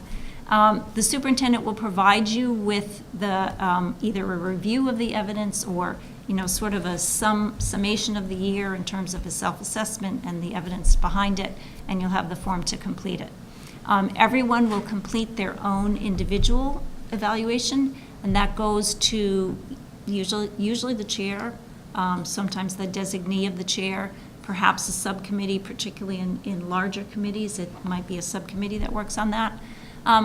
Another thing that can be helpful is to discuss the process that will be used for creating that composite evaluation before a person goes off and does it. Sometimes the chair changes and a new chair will have sort of a new approach to it, and you get to the table to actually have the composite presentation and you run into a roadblock because people didn't expect a change in the process. And the process becomes a point of contention as opposed to actually getting to the content of the evaluation. So just, having a discussion about how the compiler will look at creating the composite can be very helpful beforehand, so people have an understanding and a chance to ask any questions and for any clarifications. And then, as I said, the superintendent has just the joy of being able to be evaluated in public. There is a ruling by the Supreme Judicial Court which may change the way that you present that composite evaluation. Very simply, as my boss said, the SJC out-AG'd the AG in the open meeting law. Very simply, the SJC ruled that by everyone reading the composite, that was really a deliberation. So when you make that composite evaluation available to the committee, at the same time, it must also be available to the public. So if you post your packets on the website, just post it in your packet. If you don't post your packets on the website, when you post your agenda that has the evaluation, you can just put a note, copy of the composite is available in the superintendent's office if someone desires. So it's a little bit of a change. I think a lot of committees didn't make the composite public until it was actually discussed at the table, which was fine with the AG. Not so fine with the Supreme Judicial Court. So that's it, unless anyone has any questions. There's links to the rubric and the evaluation form template, but it looks like you already have those in a binder, so. Any questions or comments? Mrs. Bryson? I have a question. Thank you very much. Can we have access to this PowerPoint? Do we have access to it already? Yes, Excellent. you do. My other question was, you said formative assessment. Is that mid-cycle goals review? Is that Yes. the same thing? Yeah. What Yep. is it? Is it called the formative, or is it called the mid-cycle goals, or is it one and the same? It's one and the same. Okay. It's one and the same. It's just, the important thing to remember is it's not a written evaluation. It's just really a discussion of, where do we stand? Let's get an update. Yeah. Great, thank you. And that part can be a little confusing. Even as you were starting your presentation, I thought, how have we done this in the past? And I'm glad that you brought up the recent change, courtesy of the Supreme Judicial, because I've been following that with other communities, and because we haven't gone through the full cycle in the past couple of years, I was a little concerned about open meeting and making sure that we as a committee are following the rules appropriately, knowing that this is a very public process, uncomfortable as it may be. Yeah, well, it's the way the community evaluates the school committee by Exactly. seeing how the committee evaluates the superintendent. That's the intention. Exactly. And it's still okay to use a subcommittee to do the compilation at the end? Okay. That's good to know, because that's something that we have done in the past, and it worked well at the time, in my opinion. But it's something, obviously, we will have continual conversations about this as a group. Dr. Brandt has already presented his goals to us, and we have accepted those goals, so we're already in the cycle, whether we realize it or not. One of his goals was a presentation on his entry plan findings, which we're also going to hear tonight. So we're in the cycle. Mr. Ragsdale, did you have your hand up? Or? Yeah, when you're done. Okay, no, go ahead. So, I have some thoughts on this, but what would you say are the main differences in performing the evaluation for a new superintendent? So since we're in Dr. Brandt's first year, what are some of the key differences versus, an ongoing evaluation? Well, so first of all, he's not going to, you're going to base it, his goals, he didn't have a self-assessment, obviously, to do his goals in the first place. So his goals would probably be, look a little different than they would be as ongoing, right? On an ongoing basis, the goals from year to year might not be drastically different from year to year, because basically you're looking at implementing a plan. The goals are going to be, so what is the next step? What's the next step this year to get us to that? The strategic, whatever, 3 to 5 year end goals for a strategic plan. So I would expect that without seeing the goals, they're going to be more based on what he had in his entry plan and his work this first year. In future years, you'd see it, once you have that strategic plan, much more directly tied to a strategic plan. Does that make sense? Mm-hmm. Mr. Talbot, did you have a question? No? Okay. Anyone else, questions or comments? I'll just Mr. say Bjork. that this, when we first learned about this, I think it felt overwhelming, and to people who haven't gone through this, it looks overwhelming, even after your wonderful presentation. Yeah. But it's doable. I thought it was a great format and a great tool to do a successful evaluation. I think the other thing that I found is as committees have done this, it gets easier. Yeah. It gets easier every time you go, even when there's changes on the committee and, you have some people who can guide others through it. And I would say even educators through the first years of would say this is easier now than it was when it first was, the first year or two that it was implemented, that people are much more strategic about the evidence that they provide, and it just, it is much more streamlined and easier than it was. And it will get that, it'll get easier. Great. Great. Any other comments or questions? Ask now or forever hold your peace. Well, you know where to find me if you think of any. Absolutely, absolutely. Thank you so much, Dorothy, for your time. We do appreciate it. And as a committee, we will continue to discuss this as we go through the cycle. So thank you very, very much. Okay. And one of your goals was to go through the entry plan process, and I believe this evening you're going to be sharing your findings with us. I am. Thank you. Thank you, Ms. Presser.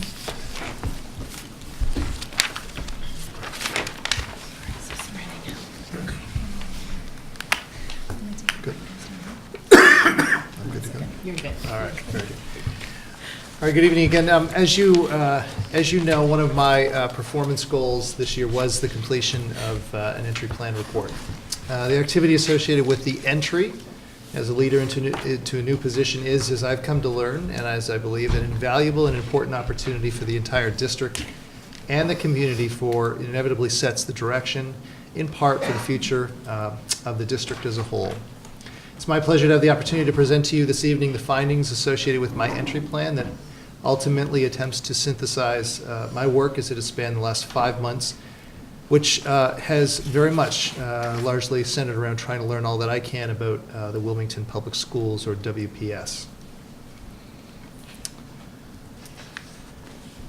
So the report that is not, it is in the packet, and I should note a couple of things, that it will be posted on our district website and shared with the community. I'll speak about that in a moment. But it ultimately attempts to capture the highlights, this presentation does, rather, in a report that's approximately 20 pages in length.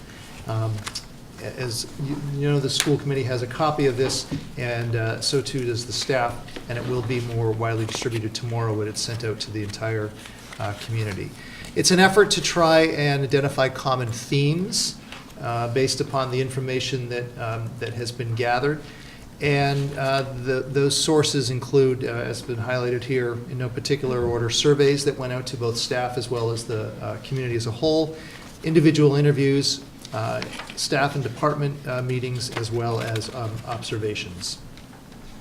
The organization of the report includes a number of different sections, notable strengths, and findings that I attempted to, the best I could, to try and align into the 4 various areas, mirroring somewhat the evaluation tool, if you will: instructional leadership, teaching and learning, management and operations, family and community engagement, professional culture, other things to note, and then recommendations and next steps. And I'll attempt this evening to try and fairly quickly go through all of those findings. Within each of those 4 areas, or domains as I've termed them, there's an intention to try and further subdivide those into what I termed challenges, gaps or areas of concern, and future opportunities for growth. But before we begin, I think just an important setting of context here, and it's around the current point in time for the Wilmington Public Schools. It's important to acknowledge, as I came to learn very quickly, the depth of disruption that really has permeated the district as a result of the last number of years. In reality, I found that there were actually very few conversations or meetings or discussions that, on their own, did not acknowledge the incredibly difficult period of time that this educational community has endured, beginning almost, from my take and my count, 5 years ago. It cannot be understated that the collective turn of events, beginning with the retirement of the longstanding superintendent, catapulted the district in a way that clearly has had a profound impact not only on the district level, but equally so on the day-to-day operations across the district. And that includes per building and into school, into classrooms. The wider community, I think, should be aware of this and recognize that it is clear that it's going to take time to rebuild trust and to develop what I've termed a sense of cohesion and commonality of purpose. Inevitably, the quote that's here on the screen and that's included in the report, I think, best captures the many sentiments and characterizations offered by members of both our staff and our wider community.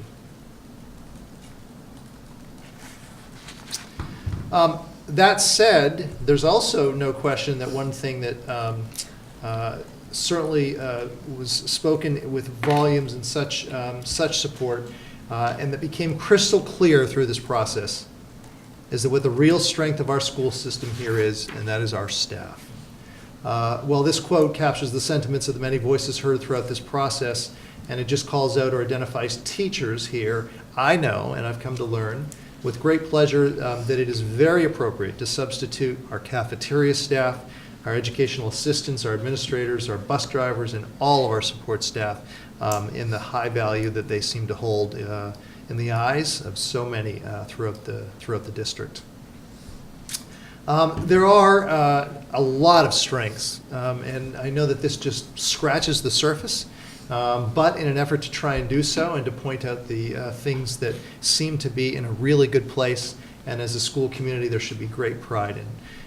First off, the regard of the school system. Members of this community, including town leaders and volunteers, almost universally describe the school system as one that includes great staff and well-rounded programs. There is a vibrancy within the Wilmington community that is strong, and it's evident through the widespread support from a variety of entities or organizations, including our PTOs, Wilmington School Business Partnership, and the Wilmington Education Foundation, just to name a few. This is also echoed by students themselves, who I had the great pleasure of meeting with here at the high school, who described the pride as incredibly high for them as members of this community. A dedicated and committed staff. It's clear, based upon the feedback from a broad range of perspectives, that WPS enjoys the service of many strong, dedicated, and highly professional staff who've been here in many cases for a very long time and are committed to the best interest of the young people of Wilmington whom they serve. There is a widespread commitment, as I found, to professional growth. There's a sense that there's great value placed upon professional learning amongst staff, and although some acknowledge that progress in this area has perhaps been somewhat stagnant as of late, in the last couple of years there was continual reference to such things as Wilmington University, as well as other recent and past efforts that make it clear that there's a huge and tremendously deep desire and growth for learning as it relates to and embedded with the professional sense of responsibility that people have. Diversity of student opportunities. There is really a tremendously high value and a lot of pride, as I came to hear time and time again, that seem to be placed on the extracurricular opportunities and pursuits for students, including such areas as the fine and performing arts, athletics, student clubs, and activities, etc. There's also a sense of the overall commitment that the school system holds to providing a balanced program and experiences inclusive of opportunities within the regular school day to expose students to such things as arts, physical and health education, just to name a few. Wilmington Public Schools enjoys considerably strong and respectful relationships throughout the community. Of particular note is the productive working relationships with all town entities, including police, fire, DPW, and facilities. I think this is really of note, and it should be considered a source of tremendous pride for Wilmington, given that all town school relationships are not always this way. And I think that's important to point out. The school system has enjoyed, as I've come to learn, a long-standing and consistent support for its budget requests throughout the years, and there is a clear sense of trust as it relates to the financial oversight of this district, and that would be the person to my left or your right. And finally, a financial commitment to programs and services. Time and time again, what I heard was a commitment and a respect for the efforts that the district has taken over the past to incorporate into its budget the support of full-day kindergarten, transportation, and athletics to alleviate user fees that otherwise are frequently, or more often the case, paid for or at least offset to some degree by families in many other communities. Okay, so with that said, to jump into the findings. For the first part one, instructional leadership, teaching and learning. So to start off with what I termed, or what I identified as challenges, and these aren't in any particular order, but I'll start with these under section 1. So special education. Sorry, hold on. I'm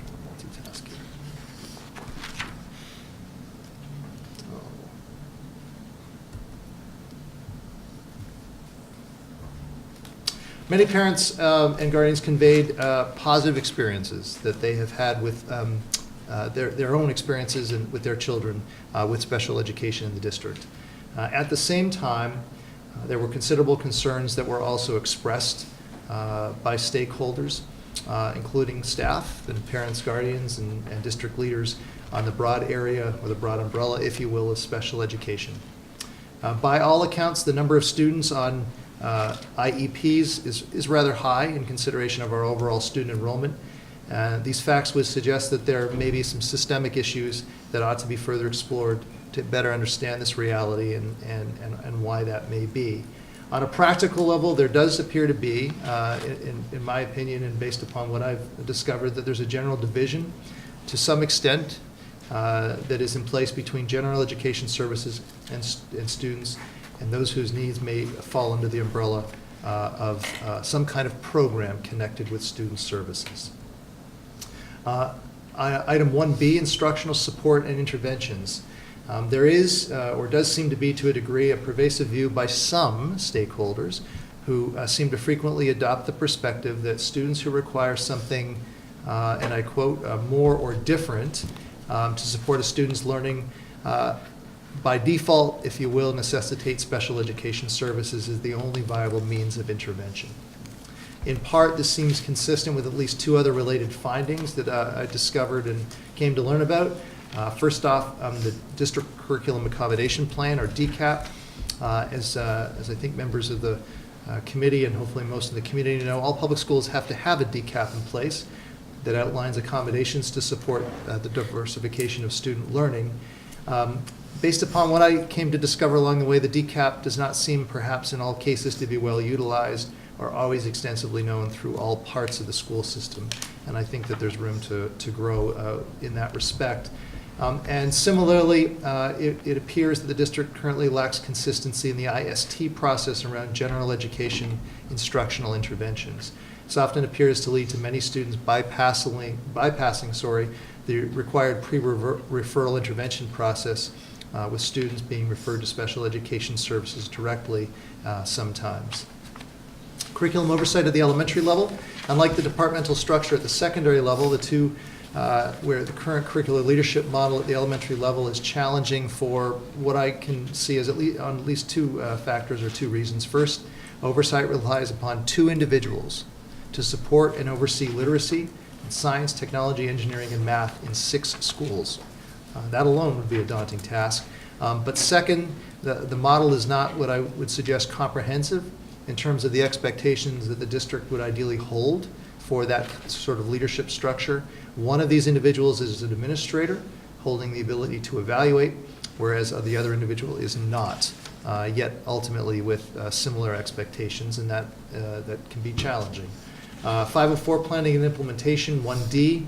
The provision of a 504 is an essential facet of our educational services to provide appropriate accommodations.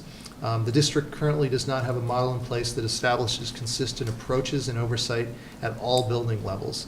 In large part, in my opinion, this is due to the nature of the variation in staffing that we have in place at the elementary level, and that would, to some degree, or has been to some degree, impacting eligibility criteria and challenges with consistency in the process. 1E, curriculum review process. At the present time, it would appear that we don't have a clearly established curriculum review process identified or formalized district-wide, and I think that that's important to have such in place on a planned basis to allow for curriculum and program of studies throughout the district that includes teachers and instructional leaders to review. 1F, the totality of new elementary programs. I heard a number of things time and time again. There's no question, this was one of them, that we have throughout Wilmington been pursuing a number of innovative programs. In no particular order: Reader's Workshop, Writer's Workshop, Envisions Math. And from all I could tell, everyone is very, very supportive of and believes that these are well-positioned programs to help support students. But these have rolled out, as Dr. Regan and I have come to learn, within a relatively short period of time. And that has been daunting, and it's been challenging. And there does seem to be a concern around just the mere totality of those as a whole. Moving on to gaps or areas of concern under this broad area of instructional leadership, inclusionary practices in support of students receiving special education services. There does appear to me to be a legitimate need to broaden the general understanding with regards to the potential that an inclusionary model of instruction holds to support students when they are receiving special education services. Well, it's not fair to suggest that perhaps this is an adopted philosophy throughout the system. There seems to be pockets throughout the district where sometimes, perhaps in some cases too often, removal from the regular education setting is felt by many to be the best strategy to pursue. And this perspective seemed to have been supported, in my opinion, by the Massachusetts Department of Elementary and Secondary Education's recent coordinated program review findings, which did cite the disproportionate number of students within those settings. Pre-K to 8 support services. Sorry. I had this all worked out.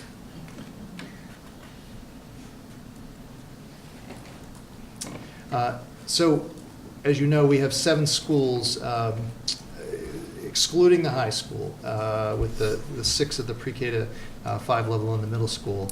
And the alignment of support services such as guidance counselors, adjustment counselors, psychologists, et cetera, there isn't a common structure, if you will, for those staffing models, and I do think this is something that we should further explore, regardless of the level, in terms of what's believed to be best in support of our students. Administrative support, just very briefly, the Early Childhood Center, as noted in the report. Each of our 2 schools has a director in the building. It's a tall order, in short, to have one person alone when they are out of the building, and I think it's a case that we need to further consider how we can mirror the model, if you will, at the north and the west. Systemizations of data teams, as I've come to learn, we have been doing a lot of good work around data, and we have a talented person that we employ to help guide our work around data. There's extensive work that's been done with our leadership team. Seems to be also, though, at the same time, a huge opportunity to broaden this beyond just work with our leaders, but also cultivating teacher leadership in terms of the involvement with data. Curriculum mapping, there are essential, I think, in terms of clearly articulating the learning standards within each subject area and grade. In many respects, I think that these documents help to ensure that there's both vertical and horizontal consistency in the alignment of teaching and learning throughout the district. Currently, there has, as we've come to discover, been work done in the past around the development of these maps, but we don't have, at the present time, consistency in the format, nor do we have completion in all of the mapping areas, and so it's something that we need to look further into. Technology, leadership, and planning. This identifies really 2 aspects. One around trying to shore up our leadership with the Director of Technology to oversee this important department and bringing that back online, no pun intended, but also to take a look at developing a technology plan for the district. We're talking about strategic planning and setting our sights on our priorities and goals going forward. We need to do the same for technology to support teaching and learning throughout the district. Finally, under Part 1, opportunities for growth. 3 areas. Vertical curricular teaming is the first. In the past, the district has operated, as we came to learn, with the vertical teams, and they were mentioned, in fact, on a number of different occasions, with a desire to bring back the opportunity for these structures that allow teachers from the different levels to come together and to plan and to become informed about the work that's taking place in classrooms and programs and services. Community connections was identified that over the last number of years, it seems, unfortunately, there was an impact on some of our previously enjoyed community partnerships. I heard this a lot from those within the community specifically, not staff necessarily, but from within the community. This is a very ready and willing community to support the work of our school systems. They want to help. It's vitally important, of course, for us to capitalize on that. And so it's sort of a rebuilding phase, I think, that needs to be put out there. And finally, system-wide STEM, science, technology, engineering, and math expansion. We have, again, pockets or areas, particularly at the secondary level, but there seems to be a yearning, a desire, a belief that this needs to expand. We need to expand that footprint, if you will, pre-K to 12, and develop a plan for how we're going to do just that. Findings part 2. Should I just keep going, or should I pause? Because there's a lot here. Everybody keep going? All right. Keep moving. Challenges in leadership, I think it goes without saying, and so I'll let that speak to that. Certainly, so many people talked about that time and time again, and the impact that that has had over the last couple of years. Collaboration and professional learning time, it was also a theme that was identified. And again, back to what I said earlier, there's a desire to engage in professional learning. Colleagues really want to do that, but to facilitate that within the district is challenging for a couple of reasons. The offsetting schedules that we have across the district, as I've come to learn, make it really tough to bring together staff during the regular school day for after-school meetings. And physical distance obviously does not help as well. And that holds true on the CIT days, or the early release days. And so those are important pieces to point out that there's structural issues that are difficult to contend with. The instructional leadership model at the secondary level, so we have CTLs, curriculum team leaders in place, and they span a number of the different departments. They have a very tall order in terms of what we're asking them to do, in my opinion, and that is to oversee and support and help lead programs in both the middle school and the high school. They are also not administrators, therefore by default they have teaching responsibilities, and so they are teaching in this building and also asked to support and lead 6th through 12th grade. And that's, in my opinion, a really a difficult task, and I think warrants further examination going forward. Student transportation, lots of different things under this category, and this includes the evolution of the service expectations by parents and community members around what may be expected in terms of stops and how students are picked up and where. And as well, there's challenges within the town as it relates to lights, traffic patterns, and just growing congestion, as well as our overall operation, access, and communication to the department. Initiative overload was cited a number of different times, again, in the spirit of understanding that there's been a lot of great programs and services advanced, but it's been an awful lot in a very short period of time. And finally, under the challenges under this section, just the consistency around SEL pre-K to 12. A lot of people talked about the belief in the great work that has taken place, such as MTSS and programs, but really the belief that we need to better articulate what this looks like pre-K to 12, so as we can try and move towards consistency for the district as a whole. Gaps or areas of concern, capacity of student services, let me just talk about that for a moment. There were, as I mentioned, a number of concerns identified within the area of student services. And the fact of the matter is that this is more than just a department that has the responsibility to oversee special education.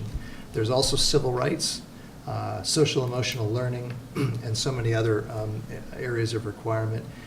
And there's an awful lot that's placed on this department, and an awful lot as it relates to the number of buildings in the district that we have.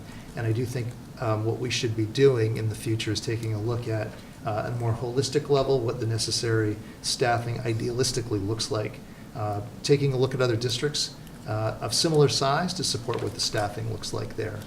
Current start times, I think for many, it probably goes without saying. We have a wide variety of school schedules because of the number of buildings we have and the transportation needs. We also have very early starts at the secondary level. And not only are these start times really at odds with what research says about best practices for young adolescents, but it also puts us at odds, if you will, with the Middlesex Valley League, where we, as a district, did make a commitment 3 years ago, I think it was, to take the steps to adjust our own start times. So it's something that I do think we need to begin to talk very much about. Facilities. Also, the reality here is that we have a beautiful building here at the high school, a newer building, although not that new, at 16 years old at the middle school. But beyond that, there is no question that there are considerable issues that need to be dealt with in really all of our other schools, including the facilities for central offices, and that's at the end of that list. But it's also an area where significant attention, I think, must be paid in the near future in partnering with the town to develop a plan to address both the short-term and long-term needs of these facilities going forward. Transportation, I'll skip that. Staff recruitment and retention, that came up a number of times with the belief that we have, or in many cases more than the belief, we've lost staff over the last few years. Sometimes that was attributed to a lack of alignment for compensation with other similarly located districts. It sounds like it's felt that that has been rectified or remedied recently, but at other times it was attributed to the challenges that the district was going through. Whether any of that's true, just paying attention to our recruitment and attraction and retaining staff is certainly of note to pay attention to. And finally, a number of particularly community members, but not exclusively, raised concerns around what they perceived as perhaps differences between the educational experience that students have depending on which side of town they attend school. And that showed up or popped up in different ways, some smaller, such as field trips, but some larger, such as curricular experience. So I think important to note. Opportunities for growth management, personnel management systems, I think there's an opportunity here. And our new director of HR, we've talked about this in terms of taking a look at our systems and trying to make advancements in terms of tracking of that. Family and community engagement challenges, impact with social media. This was another area that I heard time and time again from so many of our staff. The conversations that occur online and within the sphere of social media. And I think it's fair to say from the many conversations that I have that people understand, especially working in these public roles, that there are often differences of opinion, disagreements, or criticism. And I think that it's clear that folks understand that. But what also seems quite clear is that over at least recent time, the social media activity by some members of the community have really impacted staff morale throughout the district. And from what I've heard, in some or many instances, undoubtedly led to disengagement. Well, it seems clear that, again, the role of public service is and always will be open to constructive criticism. What I heard, what people described was a lack of decorum, a lack of manner in which some members of the community have taken to social media to address problems, disagreements, or concerns, and that's not gone unnoticed by our staff, unfortunately. And I would suggest, as did many, that it's ultimately been counterproductive to fostering open lines of communication in some instances. Somewhat connected, the chain of communication and problem solving. I've mentioned a little bit about this before, but in a district such as ours, there needs to be clearly established ways to solve and resolve issues and problems. I think we have work to do in this regard, and I've started that, more to come on this, but that needs to be improved. School and district event calendaring under the broader umbrella of communication, and just in this particular case, trying to clarify and try to avoid conflicts and make sure that there's clarity around when events are happening. Similarly, communication, was hit upon many a times. The district website was identified many a times, and I understand that very clearly. We have to make great improvements in that forum or medium, if you will, to provide clear information and communication with our community. Gaps or areas of concern, reporting on student academic progress, just very briefly, a lot of comments around where we're at with that as a system, a systematic approach, and differences in terms of teachers' use of Aspen, and just access, if you will, by parents or guardians to information about their child's progress. So I think it's something to take a look at. School and district communication, I mentioned. Opportunities for community involvement, again, going back to the fact that it seems like we have a community who really wants to get involved, but beyond the natural avenues, such as PTAs or school councils, many talked about how they just don't know how to go about doing that, or where there are opportunities to do so. And so it's something that I think from a leadership standpoint we should think about. Family and community engagement, I put this here because I think that this is important, and especially as we think about moving forward with a new strategic plan. Establishing goals and priorities and figuring out a way to make sure that our community knows about them. It seems to be something that has lots of room for improvement. Interschool council, a term that I'm suggesting here, but really conceptually what it is, the thought here is an opportunity to bring together representatives from all our different parental community groups under one umbrella to make sure that we have yet another opportunity to expand information about the district. School committee meeting content right here seems to have been some missed opportunities in the past, but to try and move in this direction to make sure that we can use this forum to present the good ideas, the good information, and the good news that's happening in our district around our programs and services. Last category, professional culture, district unity, working together as a school system, not a system of schools, and sometimes that was identified and felt in different areas for different reasons.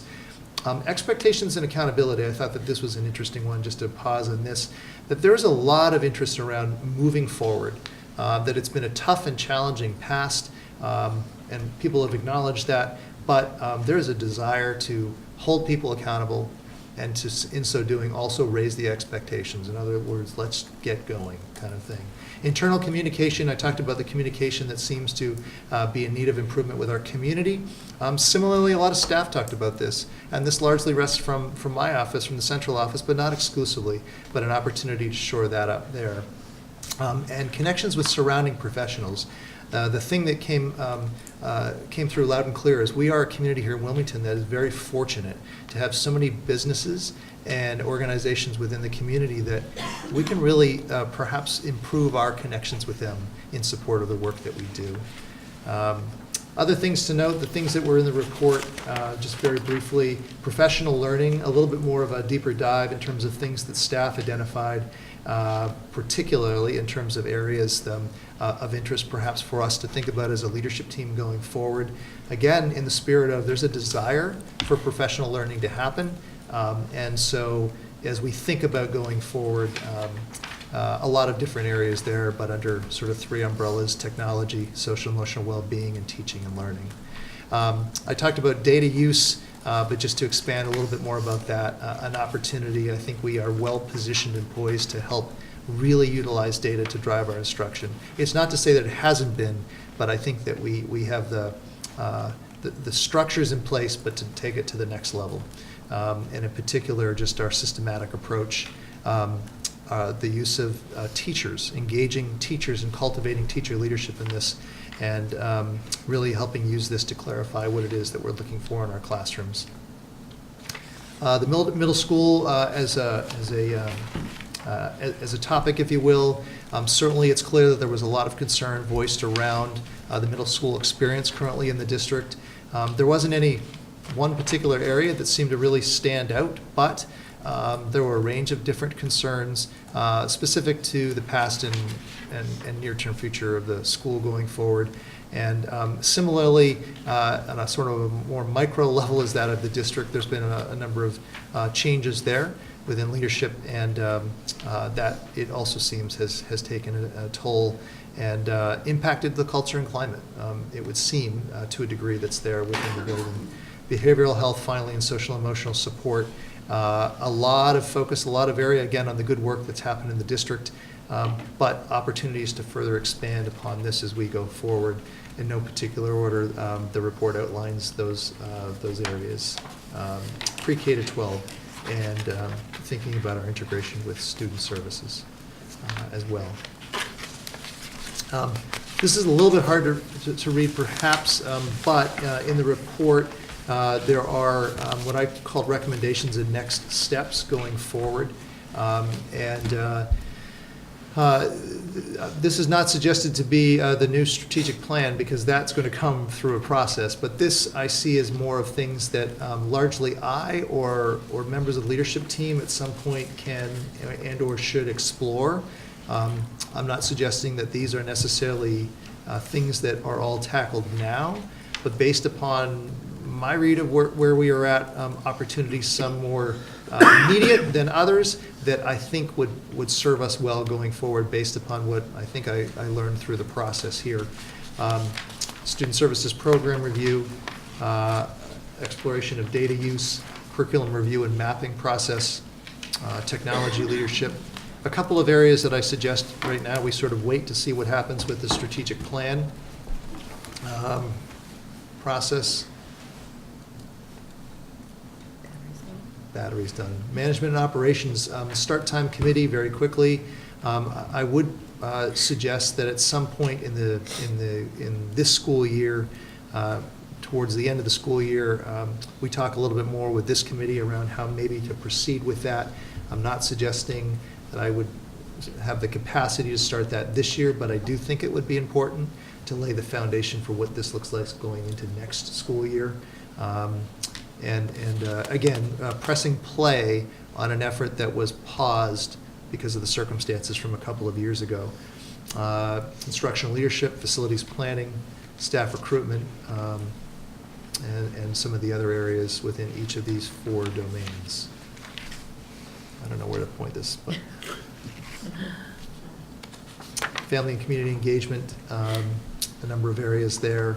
Again, many of these I own, I will own, and over time it would seem to be opportunity to, in some cases, put plans in place, or in other cases to further explore.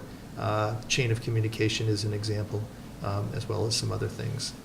So the final report, again, it will be posted on our website. I will work with Tristan to send it out to our community. And we'll also post this presentation. And, this is a beginning, as I suggest, of a conversation, or many conversations to continue. But thank you to all of the many community members and staff that took the time to meet with me. It was 5 busy months, but 5 very enjoyable months. So with that, I'm happy to take any questions if you have any. Those 5 months went by fast. Maybe not for you, but for the rest of us, perhaps. Questions or comments? I think there's certainly more to come. And we'll be trying to hit upon a lot of these topics as the year progresses. Mr. Ragsdale. I want to just take a moment to thank Dr. Brandon, commend him for the report. This is quite clearly a huge effort and tremendous amount of time to produce something this thorough, and so I think that should be recognized. The challenges, there's so many things that all seem worthy of attention, and I think the challenge for us is going to be really having a strong eye to prioritization. And where do we get the most value? Thinking about timing, what can we tackle this year? What needs to be postponed for next year? And what needs to be incorporated into the strategic plan? So there's going to be a lot of thinking about how do we most effectively use this information. But I think that we have a tremendous amount of important information in front of us to consider and to be able to think about as we move forward. I'd also like to recognize our building leadership and district leadership members that are sitting through quite a hefty and long meeting this evening. We do appreciate your time and your support, and I know that you've been very helpful to Dr. Brand and Dr. Regan on their introductions to our district. So thank you. We do appreciate it. Okay. With that, I think we can move on. Public comment. Don't all jump up. Okay. So moving on to subcommittee reports, you'll see under that we have added a bullet for CAP on nurses' sick bank. What that refers to is our nurses have asked our sick bank committee to review the capping the total number of days in their sick bank at 180. So their contract currently contains language that the sick bank will be administered by a committee of 4, 2 bargaining unit members and 2 school committee representatives. So Mrs. Raffi brought this forward to my attention. A little bit of a potential change to the current contract that we just negotiated. And I certainly didn't want to be responsible for making a call on that. Clearly, it's the responsibility of all of us on the committee. So I said, let's bring it forward to the committee. Currently on our sick bank subcommittee, we have Mrs. Newhouse and Mr. Bjork. Please correct me if I am wrong. The team that was involved in negotiating this contract was Mrs. Bryson and Mrs. Burns. So we have to kind of decide which two or a new combination wants to go back to work with our nurses and make this determination.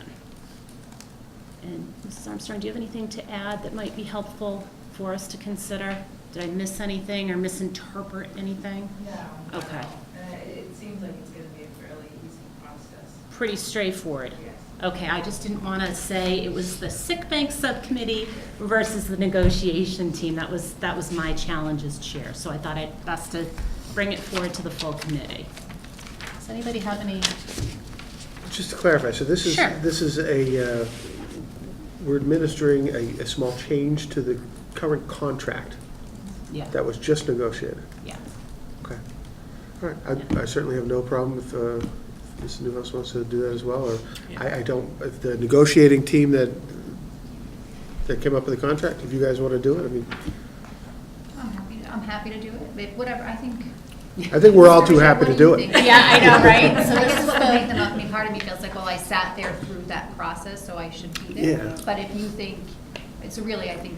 It probably doesn't matter because this is a request from the nurses to, they give a certain number of days each year, and they just want to cap it when it gets to a certain number. So there's no impact to us, really, the school system, other than the nurses wouldn't be giving up a day or 2 days of sick days to put in the bank. That's the only piece there, and there's no language around a cap in the contract. So it really, I don't think, there's no financial analysis type thing or anything. So whoever's most comfortable doing, that's fine. I've certainly gotten used to talking about sick bank. But honestly, I mean, it almost makes sense for the negotiating team to finish their task. But but if MJ's not here to speak for herself, but if time is an issue, I think I can certainly jump in. So I guess just send the date out and we can. Yeah, I thought they said after the first of the year. Was But that? there's not a specific date yet. Yeah, there's not a specific. So I think once together. that date and time is decided, then we'll just throw it out. 2 of the 4. That's fine, should be. okay. Is that okay? That's fine. Everybody cool with that? That works? All right. Excellent. Thank you. I didn't want to make that decision. Obviously, not appropriate for me to do so. Next up, I know our Family Engagement and Communications Subcommittee finally met last week. Myself, Mr. Talbot, and Mrs. Bryson. Mrs. Bryson, since you're sitting to my right, would you like to just give us a brief update on what we talked about? Sure. So we had a very productive meeting, and we all came with lots of ideas on things we've been thinking about to engage families and communities. I'll just sort of talk about the main ones that we think we might actually try and work and push through this year. We thought that we could do donations in a little bit of a different way, so we're doing the donations at each meeting. But Julie, and you've said this, I think, publicly before, but inviting them to come and making sure that we're also sending thank you cards. And so making sure that we are acknowledging them, not, just beyond having it in the meeting, but inviting them to come if they would like and talk about it, which I think we've done off and on, but trying to be a little bit more systematic about that. And then making sure that we are thanking them following that. Do you want to add anything about the donations? Other than it's just a great opportunity. Also, we have so many generous community groups, and it's an opportunity for them to present themselves forward and publicly and market a little bit of what they do, giving them that opportunity for some PR. I think we do a pretty good job, but there's always room for improvement, and I certainly want to make sure that we are following through with the thank you, because they are so gracious and generous to us and to our kids. Mr. Talbot. One thing that tonight we did receive a donation of $2,000. Yeah, pretty significant. But it was given by, obviously, members of the community. That there's a program within, I forgot the name. The Cummings. The Cummings Group, that each employee, as a Christmas kind of thing, they get a $2,000 to donate to whatever, program that's, can take it.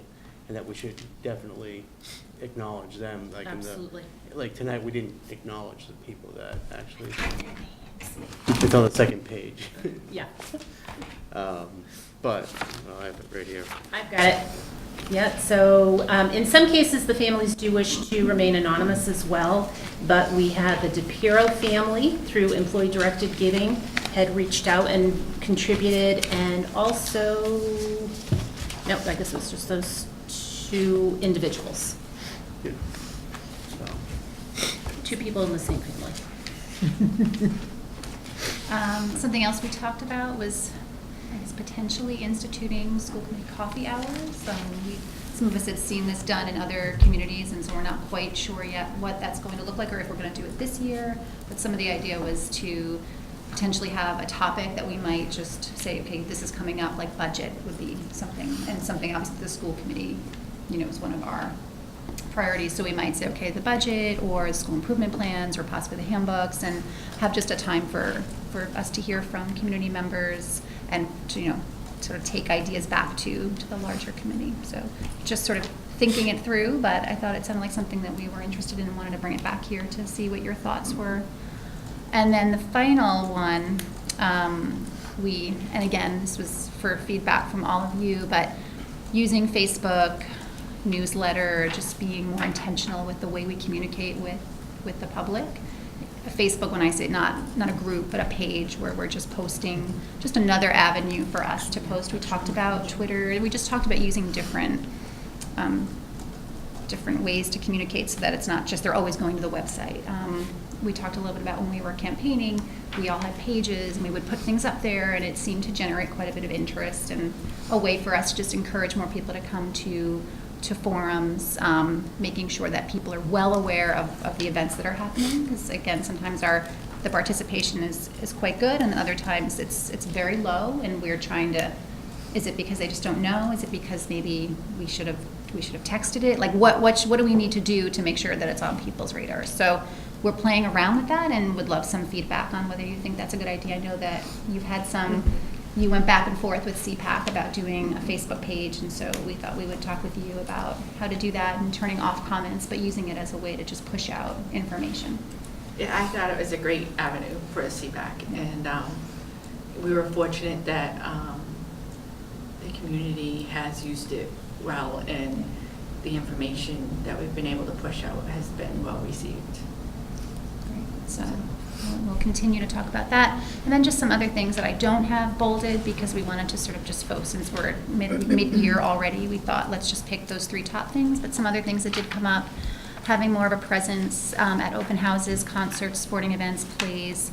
Julie talked about in the past there sort of was people picking events to go to, so not the whole committee was going, but that we were saying, oh, I'll be at the Strings and I'll be at the play, and sort of making sure that we're being a little bit more intentional with our participation in some of those events, and then also asking to make sure that we know about those events, and so it kind of goes both ways, but making sure that as a committee we are well aware of the calendar and knowing what sorts of events are coming up, and if there's something in particular that the superintendent or assistant would like us to be present at, that we know, not just the end of the year. We feel like we all know the end of the year stuff is important, but there's obviously many things that happen throughout the school year. And I think that I will leave it at that. We had a brief conversation about public comments at meetings. I don't know if you want to address that right now, or we don't have any public comments, but we talked a little bit about where we place our public comment and just how we might want to continue it that way or rethink it. And again, I think that has a lot to do with people knowing what's on the agenda. So although the agenda is posted, they may not realize that tonight, for example, the entry plan it's very exciting. And so if we were, and I'm excited about it, and I know other people are excited about it, but if they're not well aware of what that looks like and what that means, then we're not drawing people in, although they may be tuning in at home and whatnot. But I think, it might just be nice to think about how to get the word out a bit more. So did I cover it okay, Tom, Julie? Yeah. I think you did. Any questions or comments for us or things to think about before our next meeting, which we have yet to schedule? Which we will.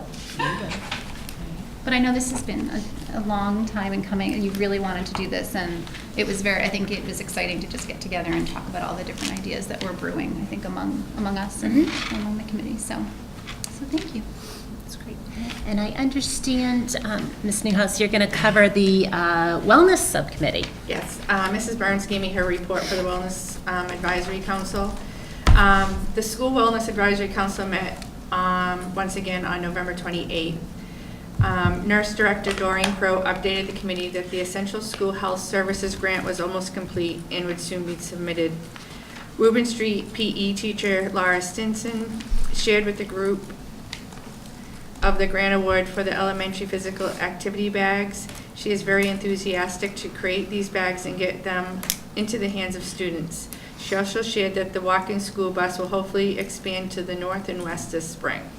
The group continues to work on creating a wellness calendar which will have healthy activity suggestions, awareness weeks, and other similar healthy options throughout the year that students can do with their families. Dr. Brand and Dr. Regan were in attendance and participated in the group activity of coming up with additional ideas or topics to add to the calendar. It was great to have them a part of the brainstorming. Mary Palin, Director of Food Services, shared how she was looking into ways to create an indoor school garden that students could maintain. She has done some research out with other districts that currently have them, and she would love to do a pilot at the high school. She is currently looking into various funding and grant opportunities to get this off the ground. That's great. Thank you. Any other subcommittees? Back on track, getting going again, right? Any correspondence that we should be aware of? No? All right. Future meetings. We'll get another little break over the holidays, and our next meeting, the first in January, would be January 9th. And then, as per our usual schedule, January 23rd, we've also referred to that a couple of times this evening. That is the recommended budget presentation. So that's a good one for us as well. Any other dates that we should be aware of? Can you think of anything? Okay. One last item. Anybody like to make a motion to adjourn? Move to adjourn. Mr. Ragsdale seconded. Mr. Talbot, all those in favor? There we go. Nicely done, everybody. That was a lengthy meeting, but a very important one. And happy holidays to all. We'll be in 2019 when we return.